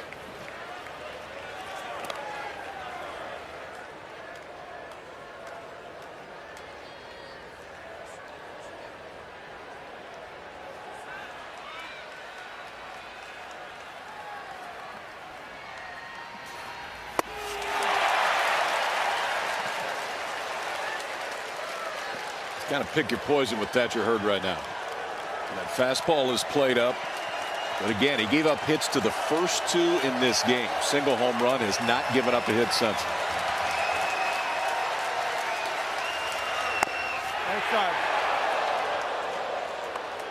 You talk, though, at the World Series about different guys stepping up. Ackenhausen's start, you've got to circle that. I mean, that was a huge start. What Hurd has been able to do. How Riley Cooper has really emerged as a guy that can save games. You knew all about Skeens and Cruz and White. And this one has popped up, and this is an easy one in foul territory for Tommy White. Hurd is rolling along, and Tommy Tanks is coming up, trying to add to a significant lead. Into the fifth we go. Well, look who has showed up, and he's got some stuff that he may be going to work with. That's Paul Skeens, as he has made his way out to the dugout. Yeah, he was a reliever at Air Force the last time that he was used out of the bullpen, and the crowd began to swell in their joy as Tommy White, look out, right off of the second base umpire. It ate him up. White will stay at first base. There was little chance to get out of the way of that one. So Jeff Head wore it. But Jeff Head getting some dude points right here. He wears this one like a champ. Like, aye! That had to be 100 plus right above the waist. Didn't even rub it. 113 off the ribs for Jeff Head. The scene, though, when Skeens was walking out was pretty cool. As soon as they discovered him in right field, they went nuts. When he got out to the bullpen, the bleachers went crazy. They still haven't sat down. No, they haven't. They're all started standing up when he started walking out. He had the backpack. You get the big leagues, usually the youngest guy in the bullpen is to bring the backpack down that has all the candy in it. That wasn't the candy backpack. That's all he needs to get himself ready.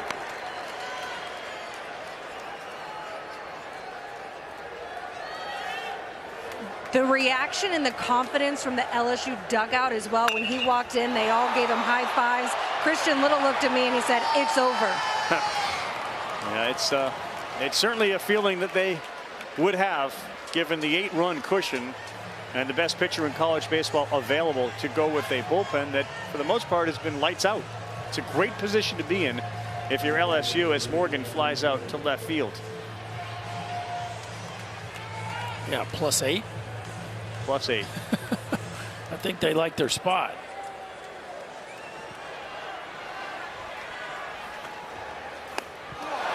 Another hit batter, and the Gators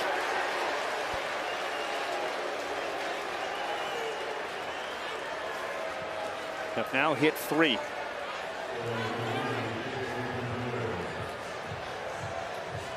Caglione started it, and it did not go his way or Florida's way, and it set the tone for the entire game.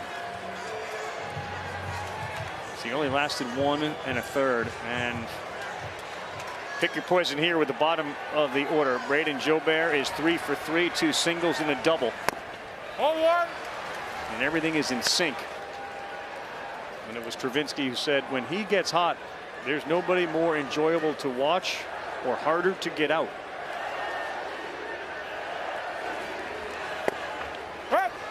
It's crazy how it can come and go with Jobert too. I mean, he can swing and miss with the best of them, but as Travinski said, when he is locked in, he can carry a team. It's inferno hot when he gets it going.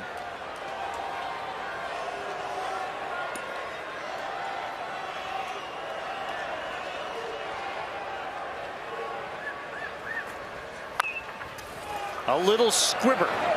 Halter fielded it cleanly, and the tag is made. Nice job by Heyman to come off the bag to get it and slap the tag on Jobert. Both White and Dugas move up. Heyman really does a nice job over at first base. See, Halter kind of grabbed a palm ball there that sailed, and Heyman wisely comes off and finishes that play.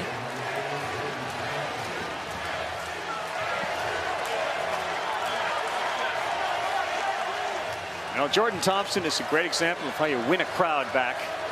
After a nightmarish start, a couple of errors yesterday to this World Series, he's had a terrific night. Looks at one high in there for a strike, but a single and an RBI in his first at bat. Drove one to near warning track in center, and then ends up with a double on a hopper over the third baseman's head. All in. Didn't take, and it's 1 ball, 1 strike.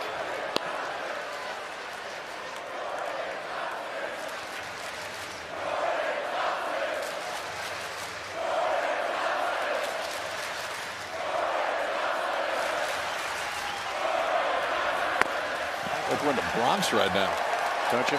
The Jordan Thompson yell.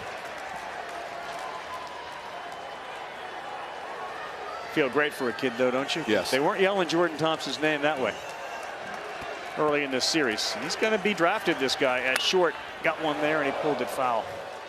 Well, it's a good reminder for players, too. Fans aren't really booing you. They're booing how you're playing, and they're not really cheering you. They're cheering how you're playing.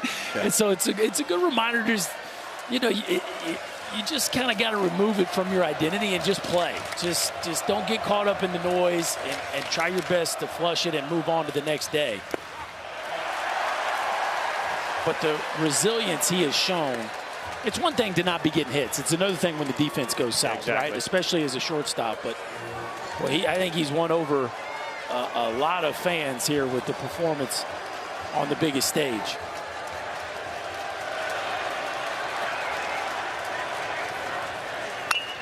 Three-two, and this one is to center and should be playable. Langford, bad jump. Now he's coming in, and he's there to make the play. Thompson retired. Skeens may be activated at some point. LSU has been active offensively. He's as dominant as anybody we've ever seen at the collegiate level. Wow! This is hammered towards the wall. Skeens, Cruz, Langford, 3 of the best in college baseball. And after his latest mock draft, our Kylie McDaniel projects Paul Skeens goes first, Cruz second, Langford third. As you like to say about a mock draft, subject to change. Shelnut puts it out, and Thompson's there to make the play, and 1 quick out in the bottom of the 5th. Yeah, there's a lot that can change, especially with the economics of the Major League Draft, but they have certainly not done anything during this College World Series that would make anybody suggest, from a talent standpoint, that the 3 of those are 1, 2, 3. You can kind of mix them up in whatever suits your fancy, but those 3 are real dudes. Those 3 suit your fancy. Who does pick third this year? You know? Rangers? And Washington and Pittsburgh. Pittsburgh's 1. Yeah. Then Washington, then Texas. It's good year to pick third. It is, and you know the Pirates have just struggled a little bit. They're still very much in a wild card race, but Skeens is the type of guy that certainly could impact the team this year if you were in contention. Thatcher Hurd looking like a major leaguer as he bends one in there to get ahead of Halter. 0-2. You know, the conversation around collegiate pitchers, and you can appreciate this too, KP. Detroit's third. Tigers third. Tigers. Then Rangers, Rangers. fourth. Yep. You know, Skeens, this would be on 3 days rest because this is so compacted. You take guys out of their routines. You know, Skeens is every 6-day rest. Yeah. He comes back. Yeah. Now you're throwing guys into 4 days, 3 days. And as much as you want to win a championship, you don't want to compromise, you know, the health of the guys like we just saw there, and Singer and Kolar. And that's another strikeout for Hurd, whose breaking pitch is just wicked tonight. So there's a balancing act that you're working here. If you're Jay Johnson, if you're Skeens, all that's going into this consideration. I mean, when Jay talked about it, talked again today, he said we're going to wait till he gets on the field, moves around a little bit, see exactly how it feels. I'm sure that there were multiple conversations, not just with Paul, but potentially with others. And who knows, we may not see him, but obviously he's out there and he's getting himself ready. What? Couldn't have gotten much more from Thatcher Hurd. Remember, he followed Skeens in that Wake Forest game, and he gave him 3 innings. So here he is now in the bottom of the 5th with 2 down.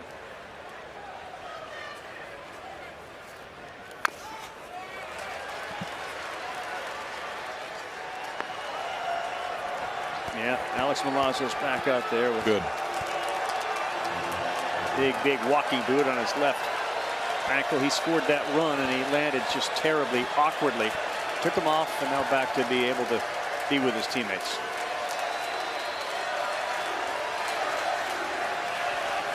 Oh, down!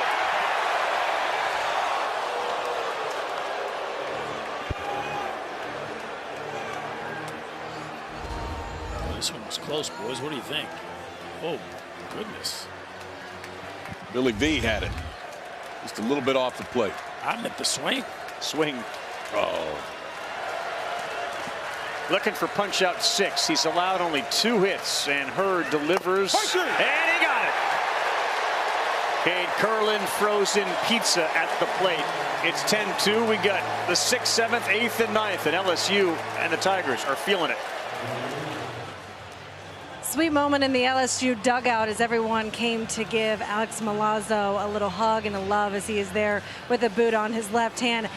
When Jay Johnson got to LSU, he started a tradition that he took from Rich Hill at USD. After every win, they'd take a team photo on the grass. And the idea of this was that, listen, it's really hard to win a game.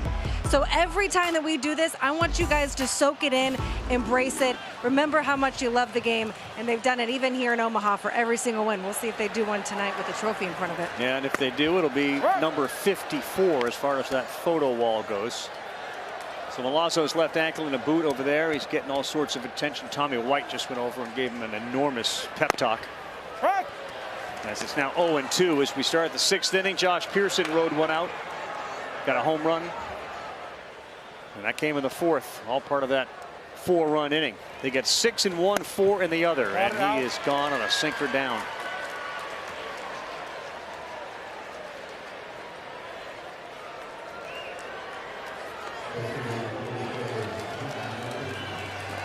Caglione had a 2-0 lead and came out and plunked the first guy.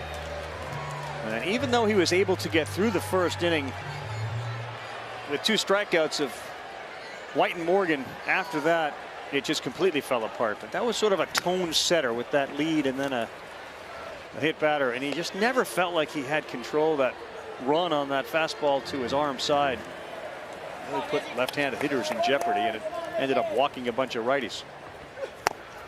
I think it's so frustrating. I would assume for Jack and for the coaching staff, like when it's right, it is special stuff. From a left-hander that was up to 99 today, but when it gets off the rails, he's got a hard time getting it back on there. He's young and pitched last year. Right. He's just a year off Tommy John, or a year and a half off Tommy John, whatever. I think his ceiling on the bump is still enormously through high. the roof. Yeah. 1-2 Travinsky. That's a good pitch.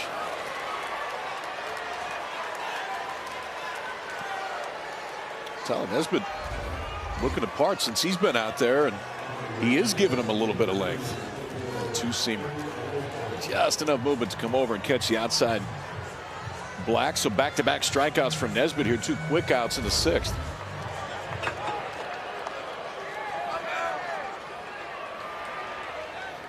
Beloso plunked twice, single, and he struck out.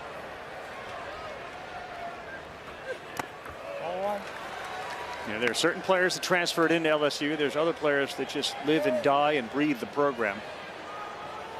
And you watch Beloso and his celebrations after some of those belly bombs in this series. I would imagine if he were to prick his finger, it would be purple, not red. And this guy bleeds it. He's had one heck of a World Series.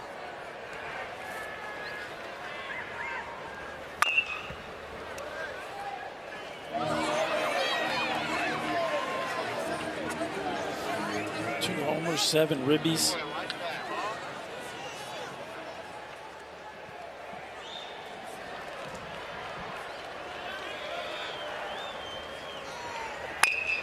And another laced ball into right for Cade Beloso. They moved him up to the 1 hole. He has been on 4 times tonight. Jay Johnson pressing the right buttons. Cade Beloso now 10 for 25. Hitting just a cool 400 with a couple long ones. So his 170th start at LSU. And the first time that he's led off. And like you said, Rav, he's now reached base 4 out of 5 times.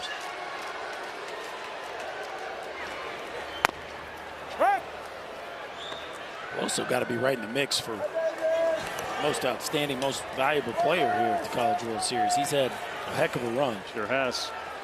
He and Tommy White. Cruz, another missile into left. And the LSU offense has just been hitting on all cylinders since the 2nd inning. 3rd time Cruz has been aboard. Hanging breaking ball, and Cruz knows how to get into his legs. Watch that right knee. Get into your legs, get below that breaking ball. Well, a couple rockets off the bat of Dylan Cruz. One to right field, one to left his last 2 at-bats. Hasn't it been odd, fellas? We had 6 one-run games. You run into the wind yesterday in a blowout, and here you are in another lopsided game. Series has been historical for its close games. This one's going to get into the screen just above the dugout.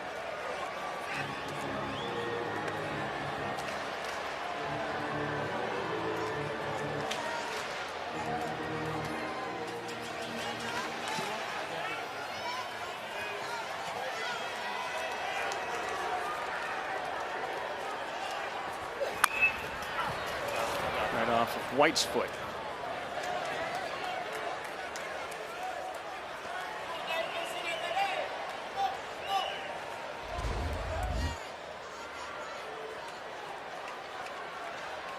Right off the top. Getting all beat up tonight, too. He got a hole in his left knee. Yeah. There's a few Tigers sporting some holes in their pants. Cruz has got one. Beloso's got one. Got some guys running around the bases and sliding. And there's that really wide base that White brings when he's got 2 strikes. Foul.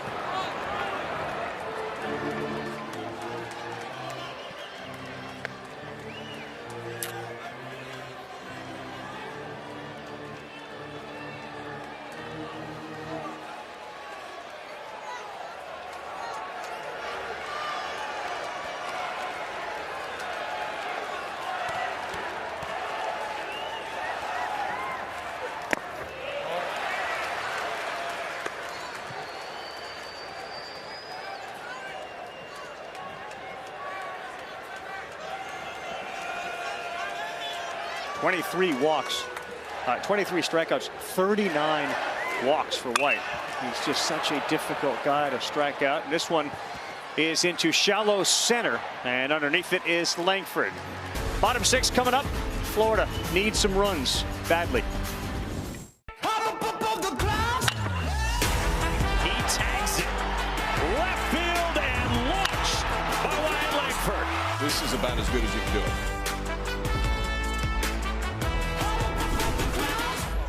Well, good point by Kyle Peterson, and it's about as good as you can get. And these 2 guys haven't disappointed at all. The numbers here at the College World Series for Dylan Cruz, the Golden Spikes Award winner, and Wyatt Langford, who's now at the plate.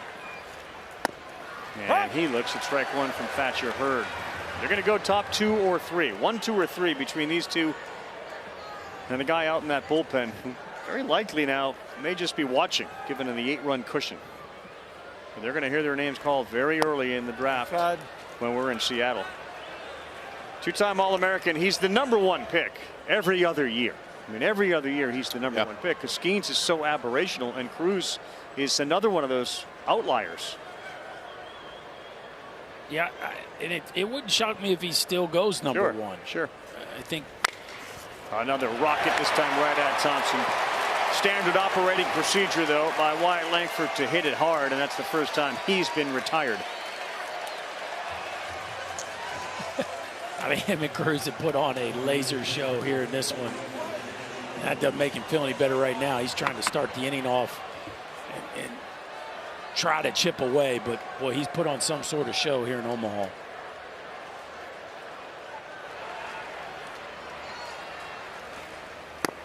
No. So Carlin started it with a single. Langford followed with a homer. The first two batters of the game, and they had 2 hits. We're in the bottom of the 6th, and they still have 2 hits.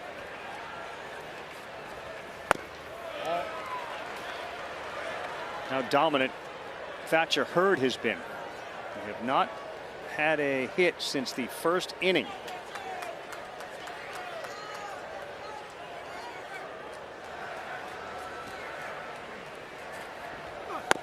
Oh, no. I mean, you can't say enough good things about Thatcher Hurd and the way he bounced back from. I mean, it was boom, boom. Yeah, it was quick. There's a lot of things that can happen in a setting like this when you take 2 punches right away. But man, he has delivered them since then. Caglione will be back next year. 33 home runs this season. There's a couple of guys that are coming back in college baseball who may threaten a number like that. But there is very few physical specimens like this guy, and he sends that foul. He walks in with his size 17 boats, and he cuts a vision for you. Yeah, I don't know what he's going to be able to do for an encore offensively after a year like this, but I expect the pitching to get much better.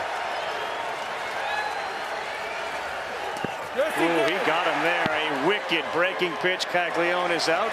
That is strikeout number 7 for Thatcher Hurd, and he's got the first 2 in the inning. Now, we're talking about the rise fastball early, but look how good the breaking ball has been tonight for Thatcher Hurd.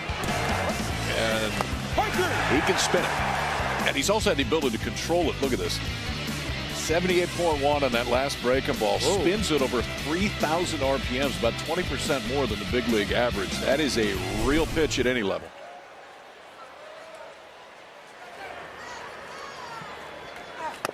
Off down. Well, the strikeout pitch has been the difference. You know, once you get, well, even tonight when Caglione started, once you get into the bullpens for Florida tonight and you get 2 strikes, it hasn't been the automatic punch-out pitch. There's been a lot of foul balls and a lot of walks. Hurd gets ahead because he throws so hard and has that terrific breaking pitch. There's not a lot of foul balls. There are a lot of strikeouts. Yeah, he's done a really good job of putting hitters away when he's worked ahead.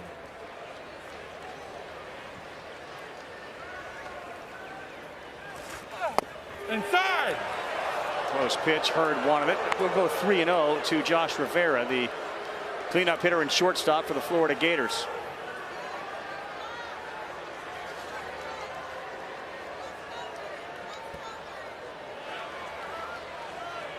Rivera's season 352, 19 homers, and that's way outside, ball 4. Riley Cooper looks like he's warm down in the LSU bullpen. Now at 88 pitches. I don't know how much longer Thatcher Hurd's going to go.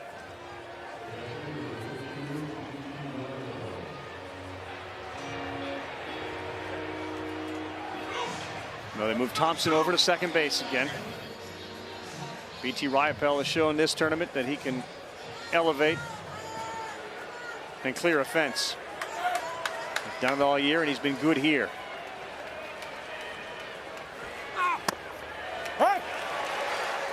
On the inside corner for a strike.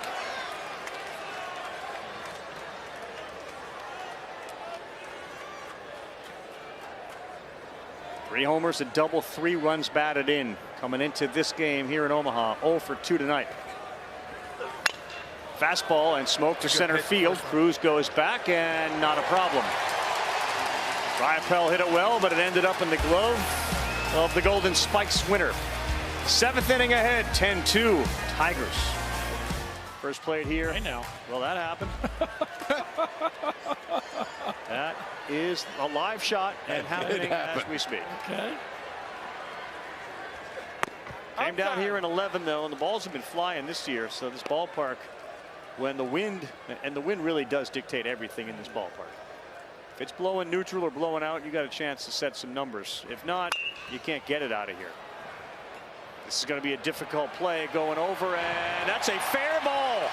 That's going to set up. Well, there's a runner turning and staying at first base. Morgan landed it in the Bermuda Triangle between Rivera, Shellnut, and Halter. But Cade Curlin held his ground, so it's a single. I don't think he was running it first. Just kind of trotting there. You can see he's watching it, or he probably would have gotten to. Rivera almost got there. Right here, right at the end. Boy, he's inches away from making that play.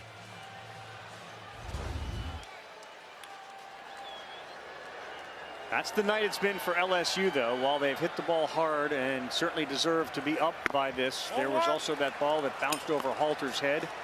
There's that one that drops in there. They've had some go off pitchers and result in outs. But a dominant performance from Thatcher Hurd and some great hitting from the lower third of this batting order. Remarkable performance for the most part over the last week. Early they started okay, but the last week or so for the bottom part of this Tiger order, it has been tough sledding, and they've been saving them up for Game 3 because it has been incredible to watch them work today. Nesbitt continues to use that little slider. And he's done a very good job after 6 runs in the second, 4 in the fourth. They got nothing in the fifth and nothing in the sixth.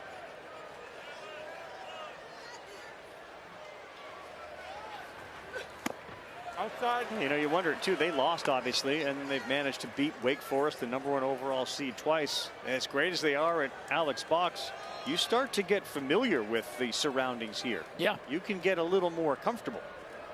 Maybe that's what we're seeing here with a peaking LSU offense. Well, it's always hard to be comfortable here when the wind's hitting you in the teeth, right? In the last couple of days, we've seen both these offenses. This is the #1 and tied for #2 home run hitting teams in the country. Florida #1, LSU tied with Florida Gulf Coast for #2. And we've seen the muscle from both squads over the last 2 days, that's for sure. Oh. Inside of Dugas, Ryapel almost looked surprised he was able to hang on to it. Well, the other thing that makes it very comfortable for the LSU Tigers is this giant bear hug they get every time they walk into this building from the 27,000 Tiger fans.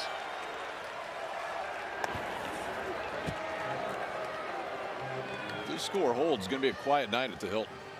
There'll be a whole lot going on over there tonight. Yeah, the Hilton Boston. Like what Hilton? Not this one.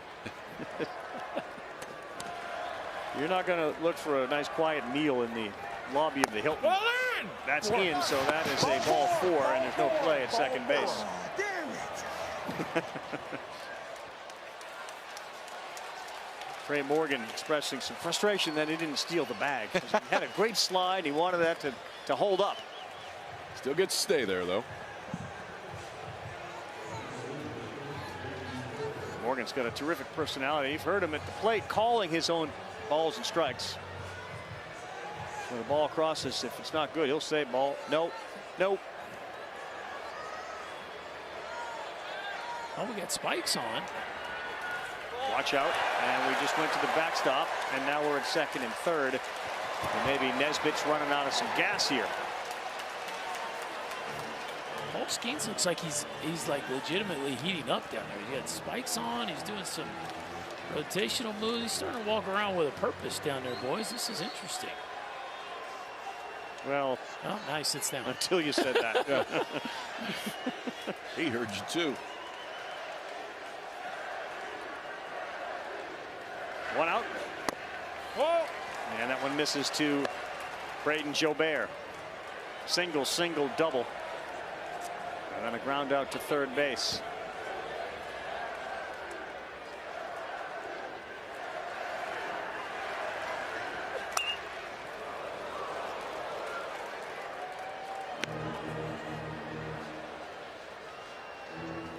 Start to think about these two teams and other teams that have either made it to Omaha or are beaten in the regionals and super regionals.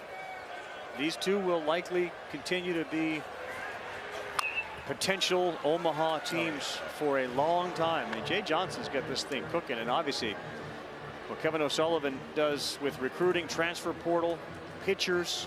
Kevin O'Sullivan's been here 8 out of his 15 years in Florida. 8 out of 15 years. Crazy.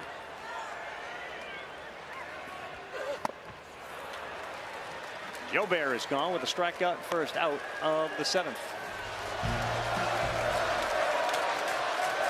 There is a renewed enthusiasm for Jordan Thompson.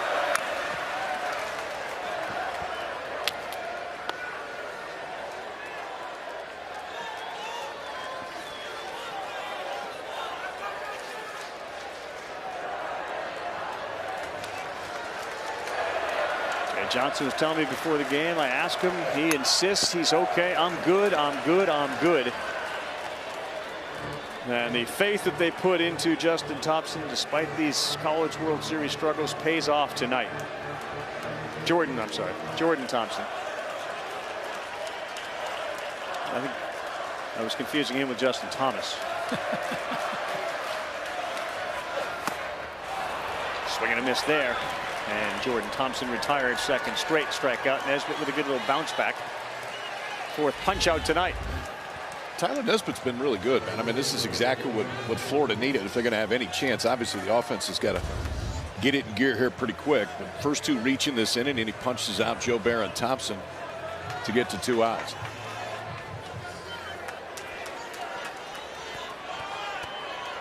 Josh Pearson had a home run as part of that 4-run fourth inning.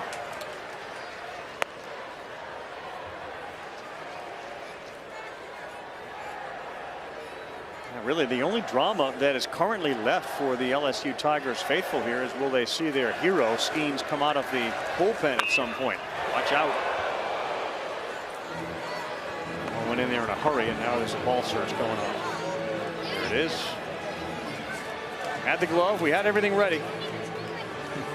Now we got a souvenir from a World Series game in which maybe his team will be winning. Outside.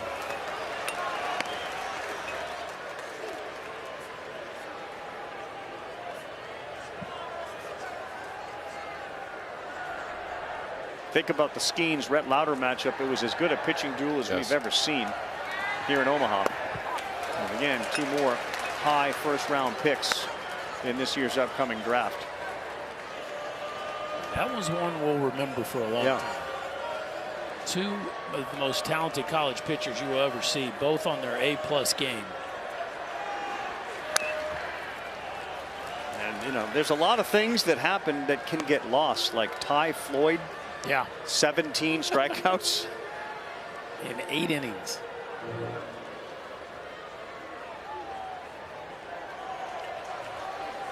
Years from now, if they hang on to win this, when they talk about the College World Series, the Floyd performance, the Ackenhausen performance, playing with Skeens and White's homers and Beloso hitting some bombs.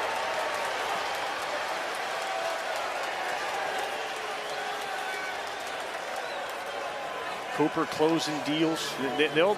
They'll have some fun at the expense of Thompson, but Thompson's going to say, I got a championship. Yeah, that's right. Don't forget what I did in that final game either.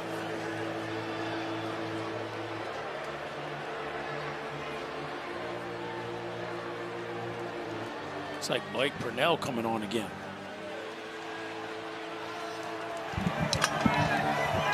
You want to take us to break, Berkey? Let's see what you got. All Tigers here in this one, 10-2. That's what you got?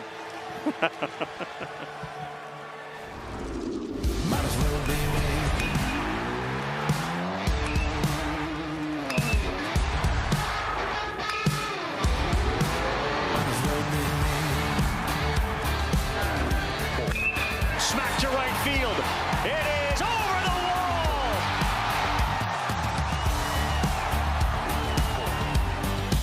Been a lot of celebrating right now for LSU, and it started with them down 2-zip in the top of the first, and they exploded 6 in the second, 4 more. Our game track shows that Thatcher Hurd has really been lights out, literally has given up no hits since the first 2 batters of the game. Everybody is sharing the sugar tonight. 7 players with at least 1 RBI. They are 7 for 15 with runners in scoring position. And that brings on Blake Purnell.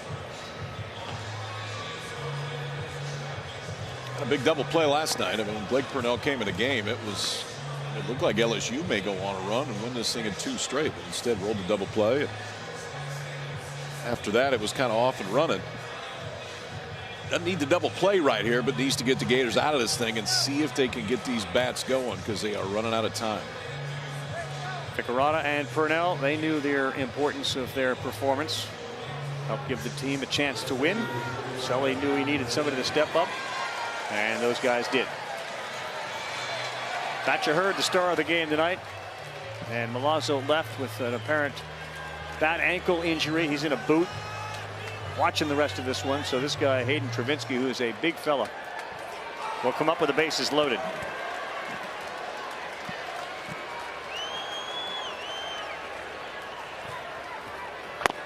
All right. Side armor throws that one in there for strike 1.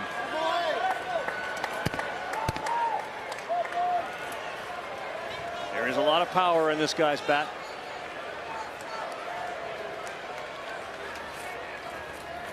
Oof.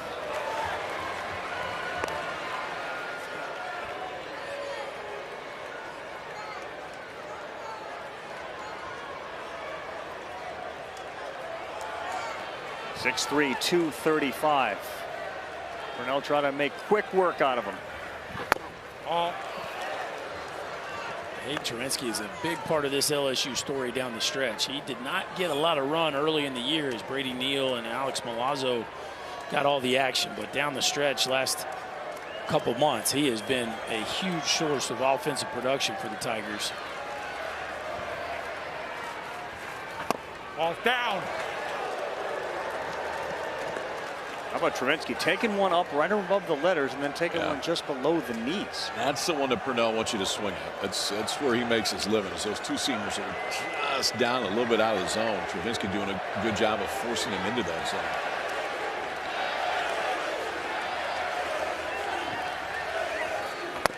Inside. Now you go full with nowhere to put him. Beloso on deck. And they tell everybody we got a 3-2 count, 2 down. We're all going to start moving. Morgan, Dugas, and Pearson, they take off, and they're going to continue to run. Ball 4, bases loaded, walk. 11th run of the game as Morgan touches home. First time he has scored tonight.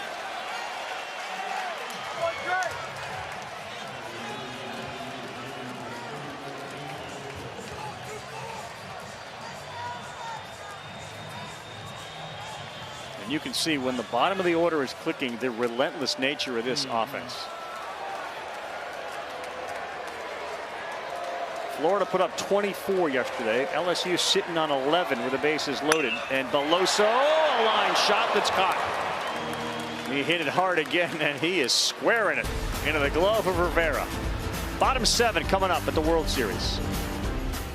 Today's Capital One rewarding performance is Mr. Hurd. Thatcher Hurd, who was so good out of the bullpen against Wake Forest. Tonight gets a start. He was better. 6 innings, give up a leadoff single and a home run.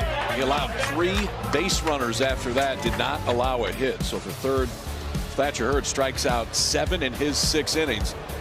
He's put LSU in a prime position to win their 7th national title. They turn it over to the big fella. Here's Riley Cooper, the junior, 6'2", 270 out of Fresno, California. Got a chance to live in some air conditioning yesterday. Everyone was out here watching that 24-2 game, and he was chilling, wasn't feeling very well, a little stomach bug.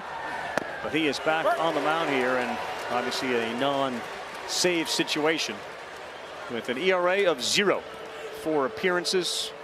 He's given him 8 2/3, 4 hits, no runs. He has struck out 9 and walked 3, and he has been outstanding. Prior to this, he didn't have a save.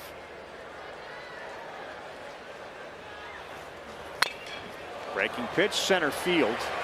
And that one is caught by Cruz. Not an easy one, right at him. Well, a little more carry than he thought. A little wry smile there after he finished that one off. Riley Cooper's first fastball was 87. It'll be interesting to see what kind of juice he has after yesterday being under the weather. He's been 92 to 94 for the most part this entire World Series.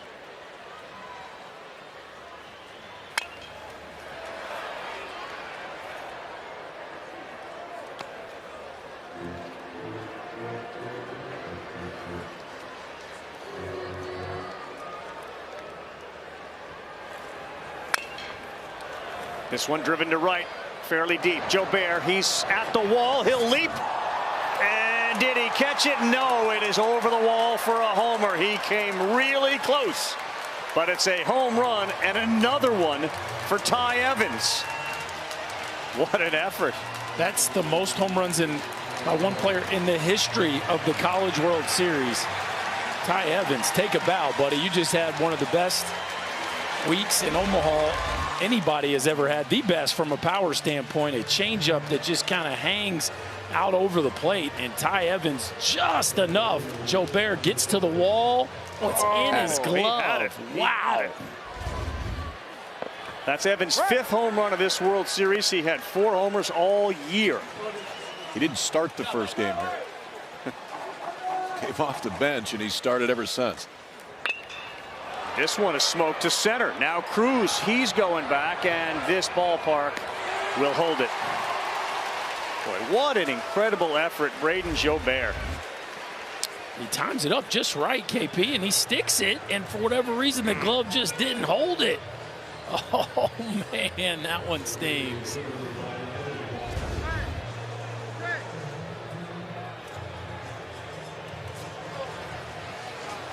Yeah, he'll remember the 5 homers, but an empty feeling when you're doing it down 11-2. And Cooper's just trying to accumulate outs. That's in there at 89.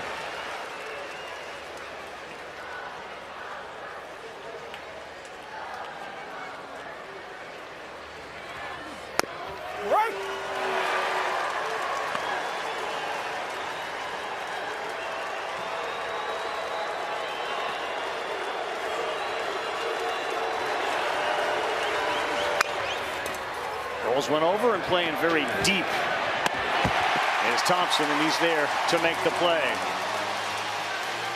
We head to the 8th inning, and we're starting to say we may not see these guys again on this field. This may be the final at bat for Dylan Cruz. When we come back to the World Series, up 11-3. Yeah, he may join this list, man. Golden Spikes awarded in the national championship. The last one to do it was Mark Kutze. Look who did it in 1980. About it. Tito Francona, Tim Wallach. Dylan Cruz won the Golden Spikes Award, and he's trying to cap off a memorable collegiate career with a World Series championship. How about National Freshman of the Year, 2-time SEC Player of the Year, Golden Spikes winner, and potential national champion? That's a pretty good run. That's a decent 3 years, Dylan. And he turned down the draft, and I think it's one of the best stories in college baseball that a kid who had a chance at millions of dollars said no to have a college experience, and it doesn't get much better than the experience he's had. And he is going to make many more millions than what he originally turned down. He's looking at a slot value. The #1 pick is around $9.7 million. I saw his dad. I know you did, KP, in the lobby today. Yeah. You know, he's sort of awestruck by all that's going on around his son Dylan. One hit there. They are awesome people, though, down to earth. You get to know his dad, you realize why Dylan's such a humble kid and hard worker, because I shook his hand after they won the game to get in the championship series, told him congratulations. He said, for what? We ain't done anything yet. This one is to the gap, and here we got a chance to see Cruz run. This is screaming triple, and he is motoring. And he is in there with a head-first dive for a triple. Dylan Cruz showing off another one of those aspects that make him so desirable at the next level. Go ahead and cap it off, kid. Just cap off a legendary career. He had a double at the box in his last at-bat in Baton Rouge, and now a triple in what will likely be his last at-bat as a Tiger, and he is Steph Currying it to the ring finger right there. Angel Reese of LSU. Oh, there you Women's go. basketball was the one I think a lot of people certainly watching tonight will remember. Cruz's second triple of the year, and he gets to do it here in Omaha. And there's Kim Mulkey, right? Angel Reese, of course, winning a championship. What do you think is going through Tommy White's head right now? Get another ribby. Not slow down. There it is. And that is another RBI. Cruz will come on in. White with that obscene 680, now it's like 690 batting average when Cruz is on base, delivers the 12th run for the Tigers. That's got to feel great for Dylan Cruz. And that was a guy that helped get Dylan Cruz to LSU right there. Paul Mainieri got a hand in all this. Yeah, when Dylan Cruz and Trey Morgan committed to LSU, they were committing to Paul Mainieri.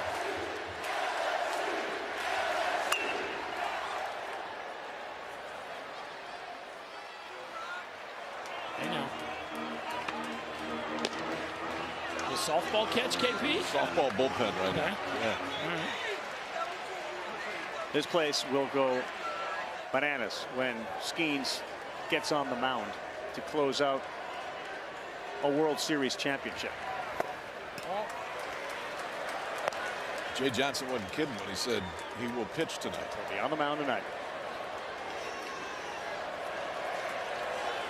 It may be the 9th inning, maybe the 8th inning, but very much looks like you're not going through this exercise and not coming into a game. On the ground, seeing eye, single. White will just jam the brakes on there at second. And Trey Morgan continues the hit parade.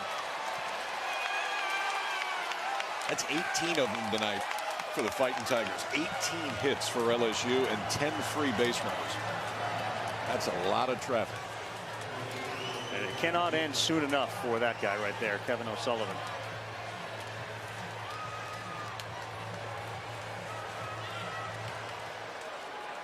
This is a Bayou party right here, fellas. That's what this became at that 6-run second and 4-run fourth.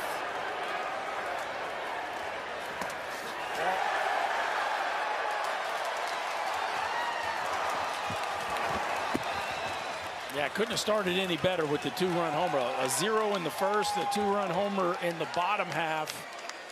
From that moment on, it has been a Tiger parade.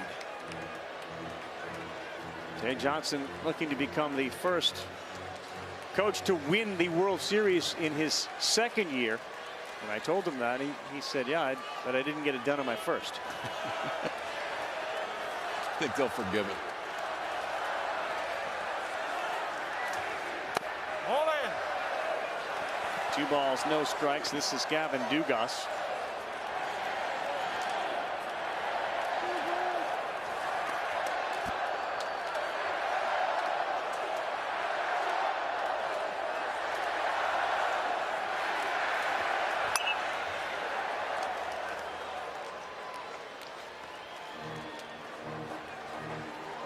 Pay in front of what, 12,000 Alex Box on average? Yeah, they jam it. Yeah, 12 and a half, and they sell it out every time. There may be that many LSU fans here tonight. Wait, what? There may be? Think there's more? Then 12 and a half? There's 25,000 LSU fans. That's what I said, there may be. Okay. I'll take the over. Yes. I was at DFW earlier today. I think there were 12,000 on the plane I was on.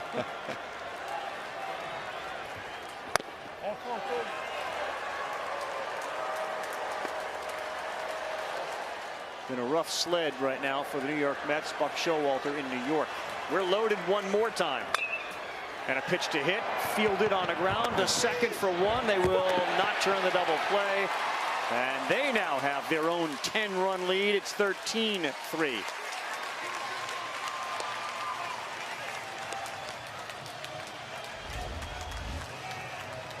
Nice pick here by Josh Rivera. That was a tough chance.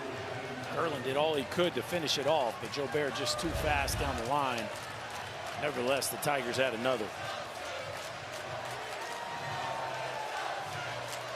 A lot of questions about the impact of a 24-4 loss.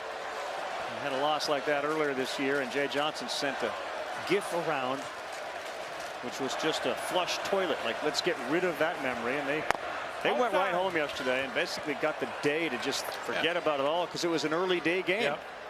As Johnson told us last night, we were walking, looked at Berkey and I said, "You guys are golfers. I feel like that was match play, and I just made it 20 on one hole, but I just lost a hole. That's it." They knew they still had a shot tonight. And a night after everyone in the offensive starting lineup for Florida scored, LSU has returned the favor and done the same thing tonight.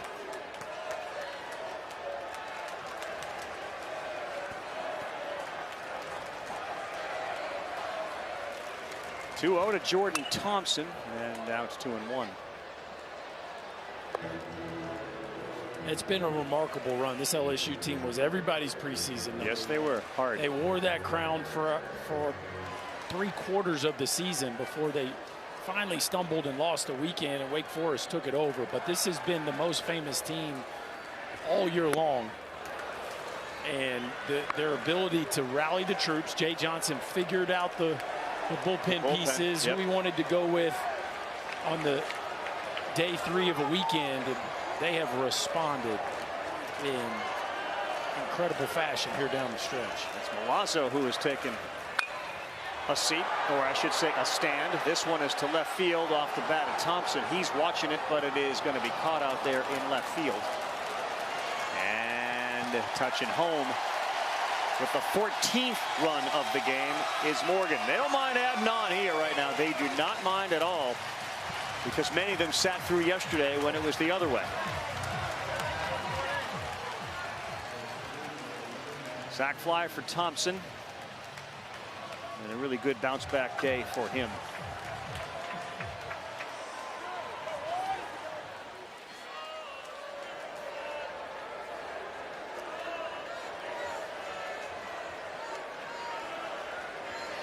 Watch out, another hit batter. That's the 4th. Pearson gets drilled.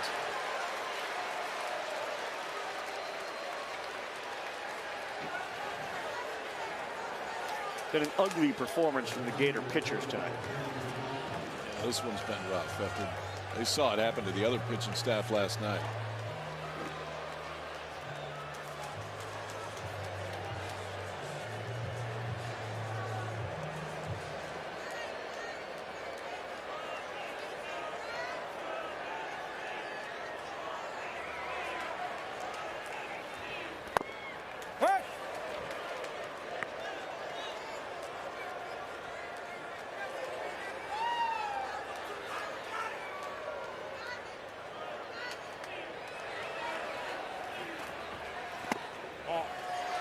With the exception of the first inning, they have had at least 5 come to the plate in every inning. And Kyle gave you the one stat that every player from LSU has scored a run. Well, 9 different players have a hit. They've all scored a run, and they have an RBI. 9 different players.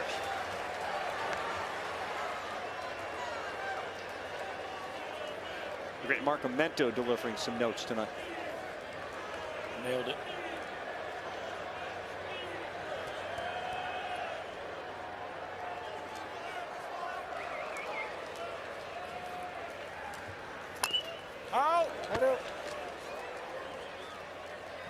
What do you got? Skeens in the 8th or Skeens in the 9th? What do you think? It's got to be the 9th, I would think. Unless you're going to bring him in the 8th and you think he's going to finish it. Guidry. Looks like Guidry. Yeah, I think it's Guidry in the 8th, and then Skeens just starting to throw now. A little pomp and circumstance for all the folks that made the trip here to Omaha. Watch maybe the greatest pitcher in LSU history walk off the mound for the World Series.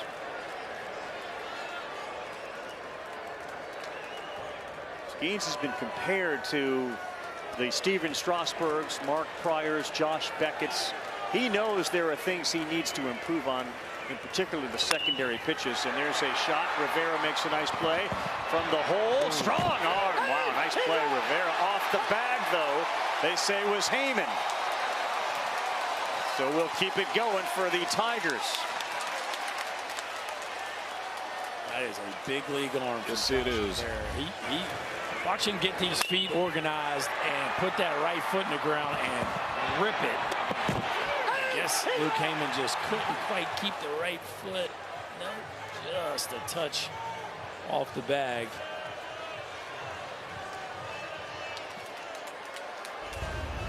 A heck of an arm though by Josh Rivera. Travinsky now makes it 10 with a hit. And Beloso will end it. We'll see if Skeens comes out for the 8th or it's going to be Guidry first. As you know, man, there have been no breaks after yesterday's 24-4 loss. People wondered how they would sleep, how they'd get up, and how they'd respond. And the answer came fairly quickly with 10 runs in the first 4 innings. Skeens will have to wait, but that's going to happen. First, it's Gavin Guidry, the freshman, making his 23rd appearance. The Lake Charles, Louisiana native with some terrific numbers. And just another piece of a bullpen Jay Johnson's looking forward to seeing come back. Yeah, big part of the bullpen. He may be the shortstop next year. Yeah. Ultimately, Guidry's not going to pitch this summer. He's just going to play short, focus on offense, but has been a giant part of their bullpen this year. It's low to mid 90s with an outstanding breaking ball. Celebration has begun. So you take away game 2. This is what the LSU pitchers have done. And you'll have a game like you did game 2. Sub 2, 21 walks, 87 strikeouts. Floyd gives you 17. But the bullpen, in the best 2 out of 3, if you have 1 egg and you have 2 dominant performances, guess who wins the championship? Yeah,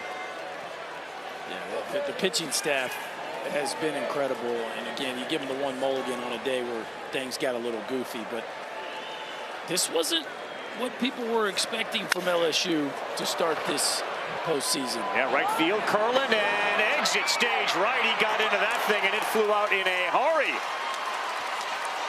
The freshman takes Guidry to the pen.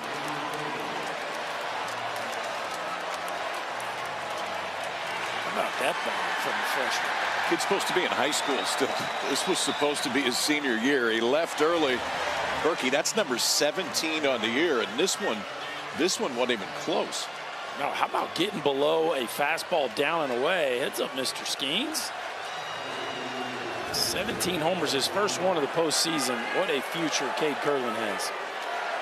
What a future Wyatt Langford has. He's up now, and he swings at the first elevated pitch, and that's another souvenir for a fan here. Although, if anyone's going to try to get it, it's going to be Morgan. He'll go try to get that. He usually does get it.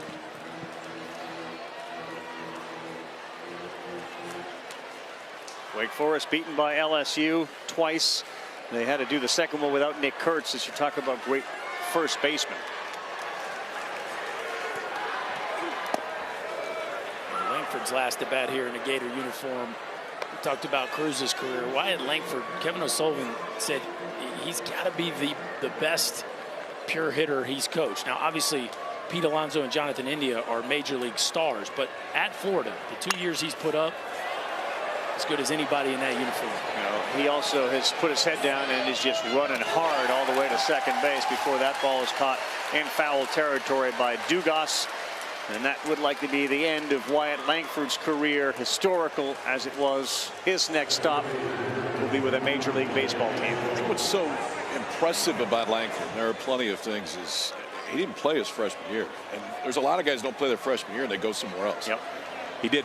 He hung around. He's turned himself into a lock top 5 overall pick and one of the best hitters in the country.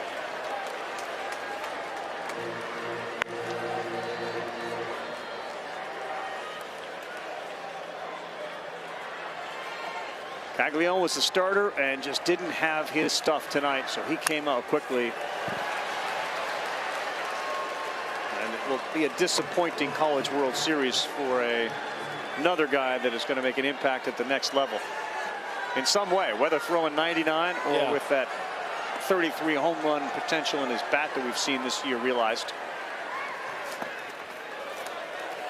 Switch it up. There you go. You lean towards pitching. Not a lot of lefties throwing 99. Yeah, you know, it's fascinating that he's hit 33 homers and has 90 ribbies, and I still think his highest ceiling's on the mound. The reality is he plays in an era now where he doesn't have to make that decision, and the team might let it play itself out.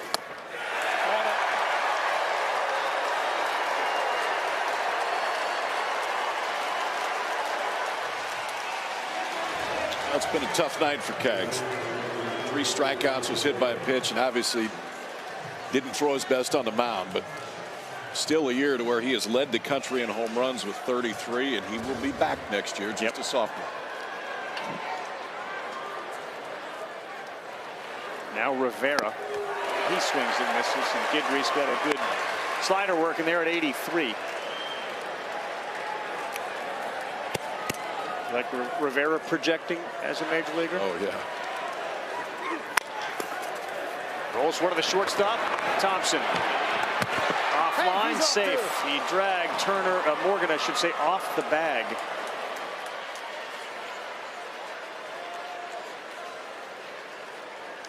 So Rivera will reach.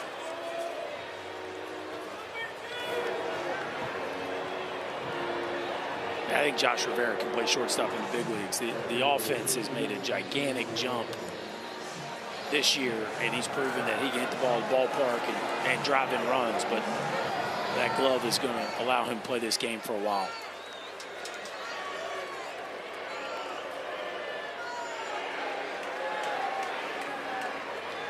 A.T. Ryapel, strike one. LSU's got 53 wins on the season. They went 19-10 in the SEC.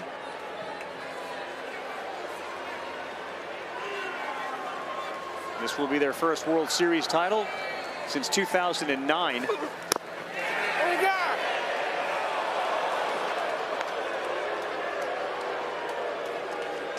course, Skip Bartman was the man from the mid-'80s to the 2000s.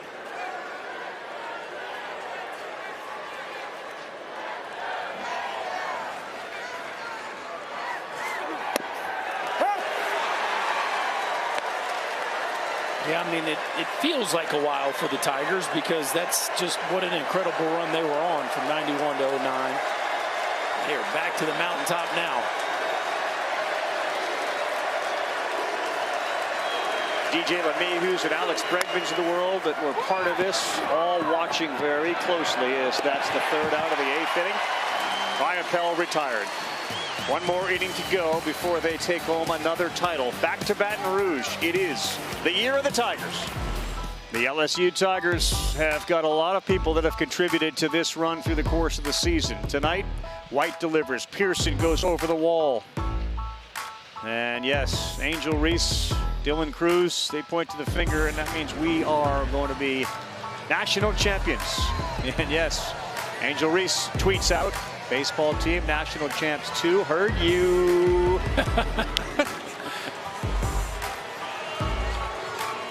Well, he gets another one. We thought the triple was the end. Yeah, we did. He gets one more here. We did. LSU has won 6 national championships. They've been in 18 College World Series. And one more shot for Dylan Cruz. And why wouldn't you just lace one back up the middle? Become batting practice for Dylan Cruz. Triple, single, and the bench bowing down to Cruz for what he's done. I don't blame him. 4 more hits tonight, 3 singles and a triple. How about it? 110 hits. 110 hits on the season for Dylan Cruz. They will keep that baseball as a memento for Dylan Cruz. And he will have a whole bunch of memories. 4 more hits for Cruz. All lasers tonight. And no softies. 108 hits on the season. White sends this one to the line in right, and that is just going to be foul.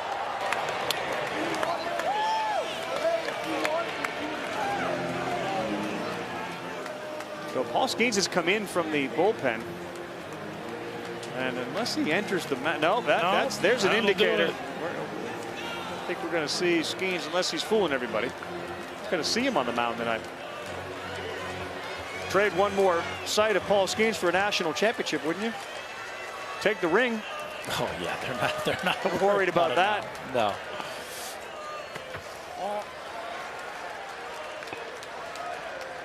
You know, they're part of what you hear with LSU, and obviously when you have a team that wins as many as they do, is this chemistry thing. But Johnson has had them together all year, and you bring in a bunch of guys from the portal and have to have them fit in. Yeah. That's not necessarily the easiest thing in the world to do. No, and that's where Trey Morgan, Gavin Dugas, Braden Gilbert, Cade Beloso come in so important. I mean, you've got guys that all four of them grew up around there, bled this program from the time that they were growing up, and they welcomed them all.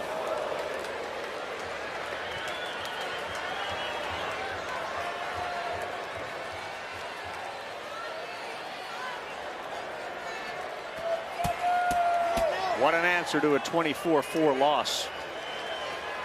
A 10-run lead of your own.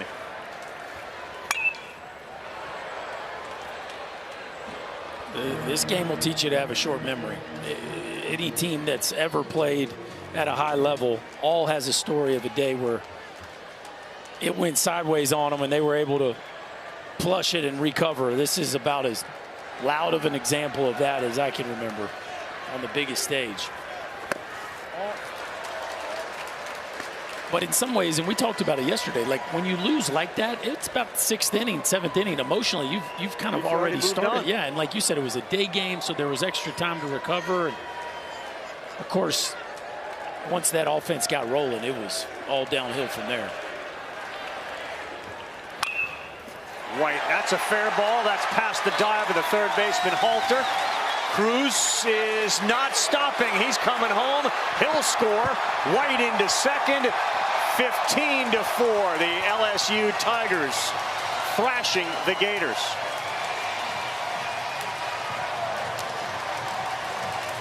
Well, we've all been impressed by Ellie De La Cruz running the bases. Dylan Cruz got another gear. When he goes, it's a blur. Yeah, when he smells another 90, there's a little bit more in the tank. And it's the exact same thing right here down the line. I mean, he peaks. No, we're not peaking anymore. He pulled up just for a minute. Thought maybe he was going to get the stop sign. Did not. Scores all the way from first base, and Tommy Tanks drives in yet another run. That ties him for the national lead with 105 ribbies.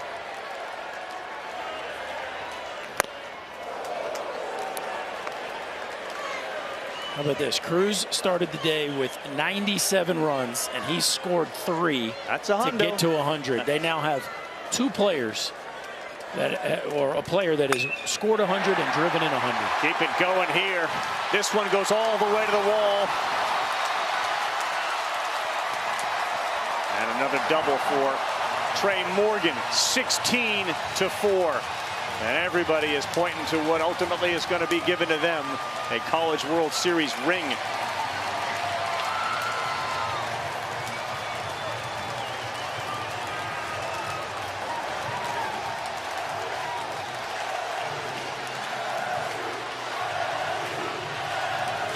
Well, this is not a walk Kevin O'Sullivan wanted to make. Down by 12 in the 9th, nobody out. Nesbitt coming out, and been a party since about the 4th inning for LSU.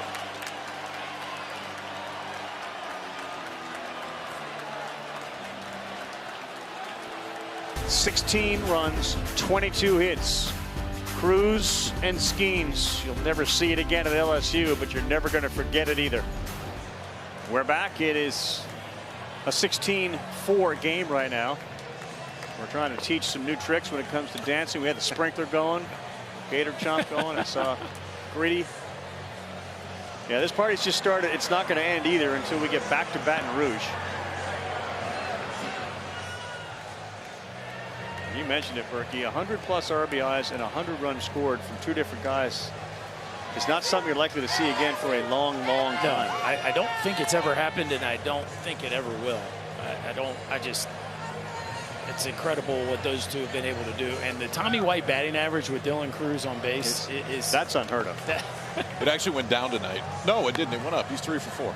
Yeah, 750 tonight, and so we're now nearing 700. Yeah. That's just a really strange, incredible number. Incredible. That's a great scene there. Unfortunately, one guy, Alonso's got crutches, but getting a hug from the ultimate teammate. A transfer from Air Force, and Paul Skeens.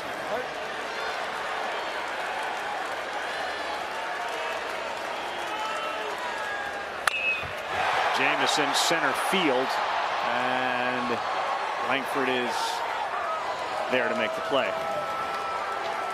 Morgan will advance to third base. Gavin Dugas, that's one heck of a run, young man. Guy was worn number 8 the last couple of years in his last AB.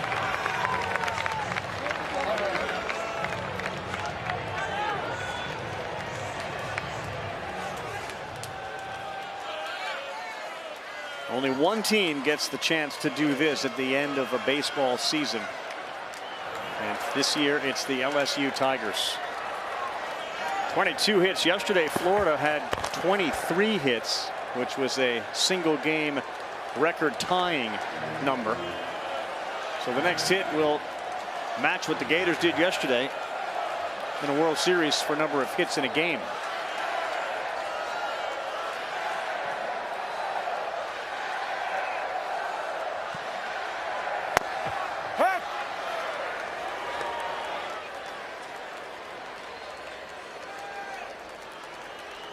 How does a team answer? And this is such a great example for anybody out there watching. You lose 24-4. It doesn't mean the world ended. It means the game ended. That one will tie the record, and Jobert has blasted another. 18 runs for the Tigers.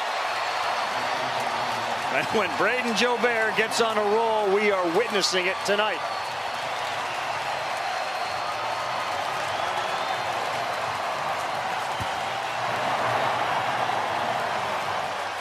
A no-doubter. Wow.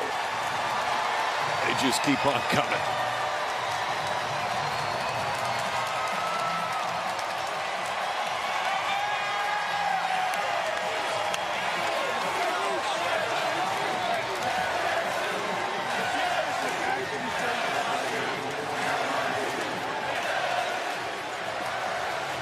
Talk about hitting being contagious, Berkey. It looks like a beach ball to all of them since inning 2. Yeah, it's just been a hit parade. And a hit parade. I mean, you can't believe how much this game has literally flipped from yesterday to today. But both of these offenses that are extremely talented have been showing off over the last 2 days. The Tigers won an epic one in game 1, and then the last 2 have just been run scoring parties. Blowout city. And again, Thatcher Hurd took that offense of Florida yesterday and put in his back pocket with his start tonight.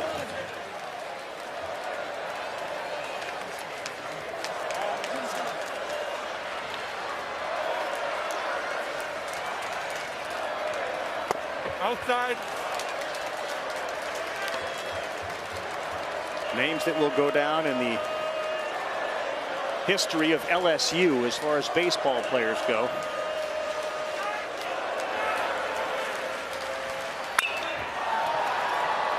Sky-high pop-up.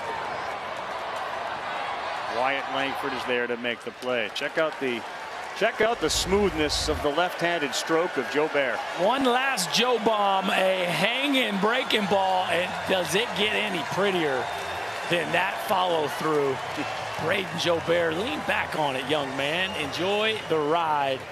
One of the sweetest swings you will see in baseball, and what a way to finish it off.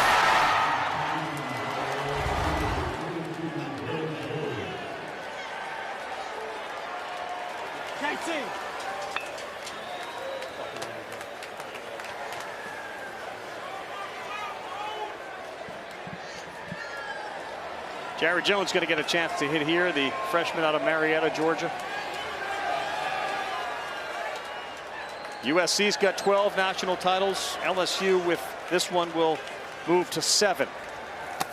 0-1.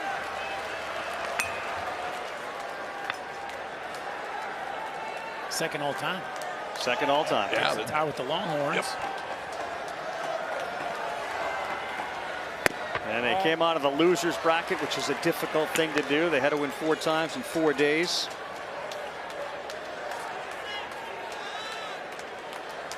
Dealt with some one-run games along the way.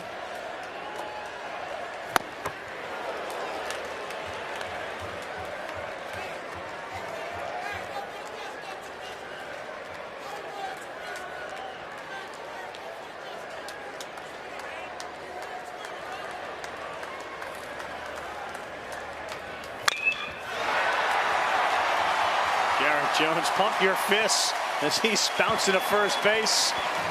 That's the 24th hit.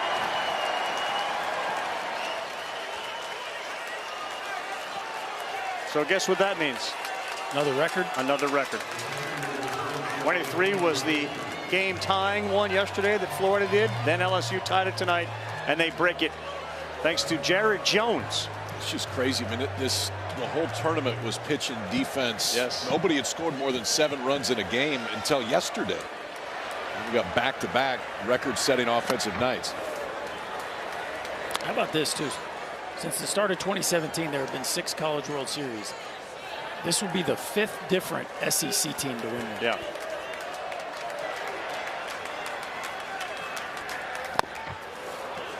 You know, it's one thing when a conference school wins a ton of them and maybe it's just 1 or 2 programs, but 5 different programs since 2017 from the Southeastern Conference will be the champs. That is an incredible run from one conference.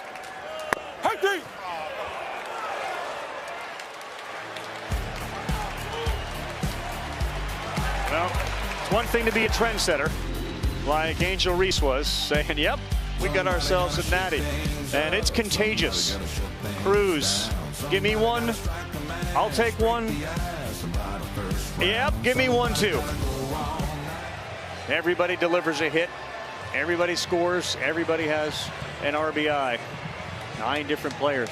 You know, you think back to, they beat Wake Forest, the overall #1 seed. Trey Morgan doesn't come blowing in from first base. We may not be in this position. No. Season-saving play. They won 3 straight elimination games just to get to the finals. And Josh Pearson made a game-saving catch in game 1 of this series.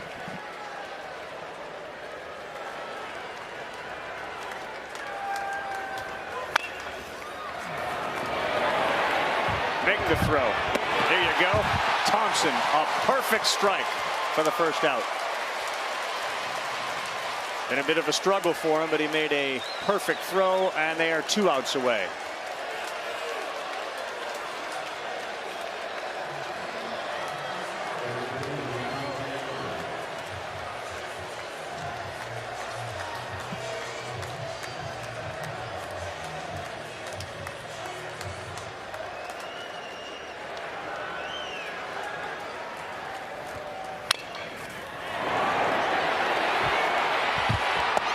Another one. 1 out away.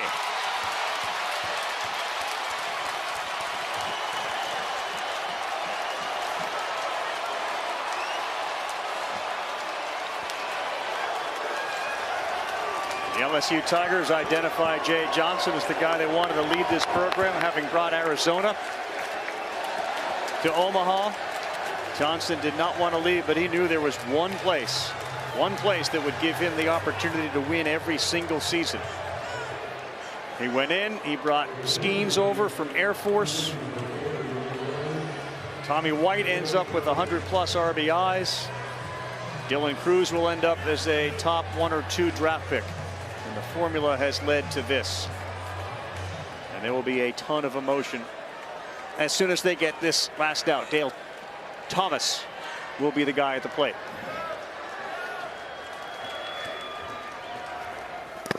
No.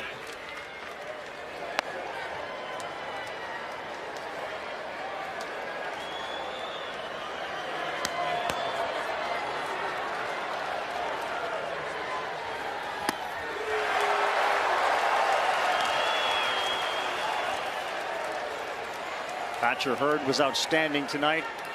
Cooper, Skeens, Herring. They've had so many different players contribute.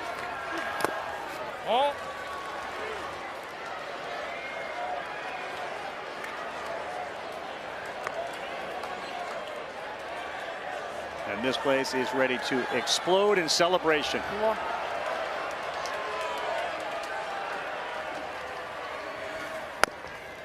3 balls and a strike.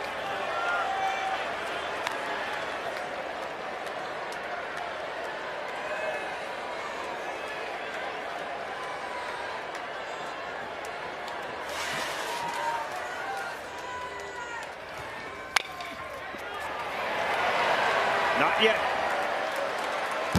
Single in the left field keeps it going. Good on Dale Thomas right there, too. First at bat of the game, gets a chance to go up there. Gets himself a knock in the finals.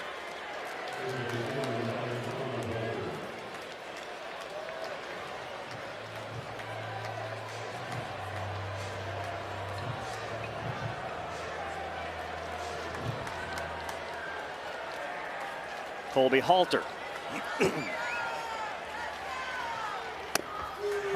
Strike number 1 from Guidry.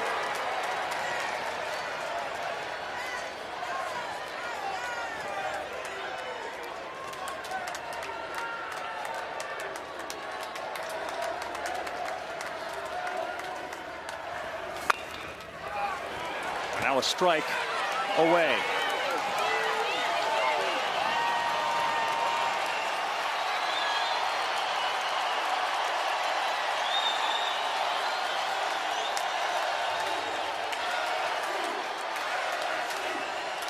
And this crowd clad in gold and purple have moved Alex Box north here to Charles Schwab Field.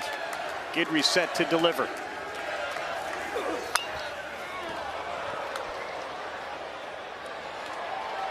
You guys remember seeing a crowd so one-sided in this 25,000 seat place? I mean, come on. Ole Miss, Mississippi State traveled pretty well. They did. But there's a whole lot of purple and gold in there.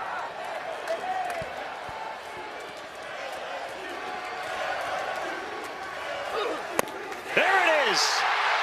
And for the first time since 2009 and 7th overall, the Tigers can say we are champions.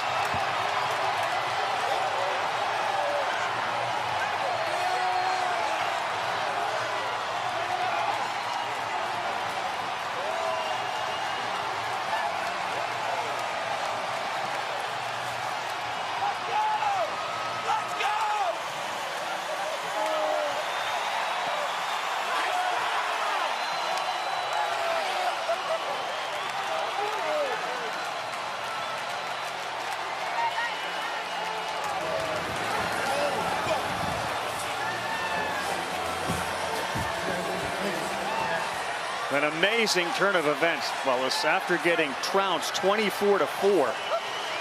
24-4 yesterday, less than 24 hours, 27 hours later, they come back, score 18 with a record-setting 24 hits of their own and just destroy the Gators.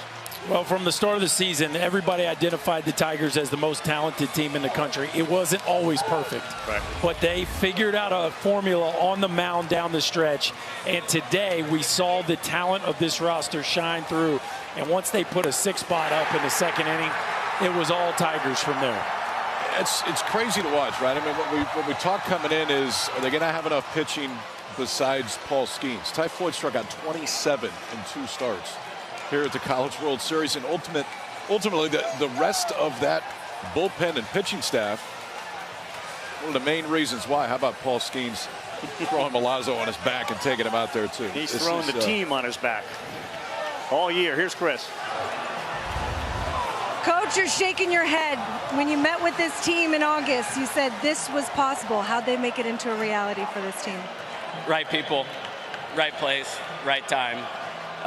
This was the way it's supposed to go, and probably more impressive than winning the national championship is they were national champions every single day from the first meeting till the last pitch tonight. Some of those right people, Paul Skeens, Dylan Cruz, and a whole group of others that will play their last game in a gold and purple uniform. What has this experience been like coaching them? Ride of a lifetime. Those guys don't ever come along, and we had 2 of them on the same team, and they're better players than people. They're the leaders of this thing, and I'm literally speechless because all these guys had was the massive expectations all year long, and they met them, and they didn't just meet them by winning a national championship. They met them every single day. There's a lot of pressure when you take that job at LSU to coach this baseball team and you win a championship. What does it mean to bring a trophy back to Baton Rouge? Let's go! Congratulations. I appreciate it. Thanks, Chris. No, he's got that right. Let's go, and they're going to keep on going. The once-in-a-lifetime combination of White and Cruz offensively, but as he just alluded to, the once-in-a-lifetime opportunity to coach somebody like Paul Skeens and Cruz doesn't happen. That guy right there, Paul Skeens, our Capital One tournament most outstanding player. Didn't have to use him tonight, much to the relief, I'm sure, of many people. But man, there's no more dominant pitcher on the planet in college baseball than Paul Skeens, and one we may not see for a long time either. Now, you talk about the offensive superlatives, and obviously, I mean, Cruz and Tommy White were a big part of that. Paul Skeens just had one of the best collegiate baseball seasons on the mound that we've ever seen, and caps it off with just a little bit more hardware here in Omaha. Now he's going to hear his name called very, very early here in about 2 weeks. Go ahead, Chris, if you're ready. Yeah, Dylan's got the hardware. How's this feel, my friend? Oh my gosh, this is what I've dreamed of ever since I was a freshman. This moment right here, holding this trophy, it's the best feeling in the world. I can't put words to it. We're champions, baby. Bring it back to LSU. Let's go. You bet on yourself to come to college and not go in the draft when you were a senior in high school, but part of it was also to experience all this. What's it like to be able to celebrate a national championship? I mean, it's been a long journey for us, you know, dealt with a lot of stuff, and, you know, just to finally say that we're national champions, I mean, I cannot wait to put another flag over at the field. It's going to be awesome. Congratulations. Enjoy it, Dylan. Thank you. Thank you. Couldn't get Dylan Cruz out all year. Couldn't get him out here tonight. Skeens, 21 strikeouts in 2 games, 209, set a record past Ben McDonald. Alex Milazzo's in a boot. He certainly gets a lot of credit here. I mean, as individual as these guys can be, the team showed up tonight. They did. It was the bottom half of the lineup was incredible, right? Then the stars kind of poured it on late. But Dylan Cruz and Paul Skeens, 2 of the best ambassadors for college baseball that we could ever ask. So that is Let's Go spelled G-E-A-U-X. Yes, it is. Not G-O tonight. The Tigers are national champs again.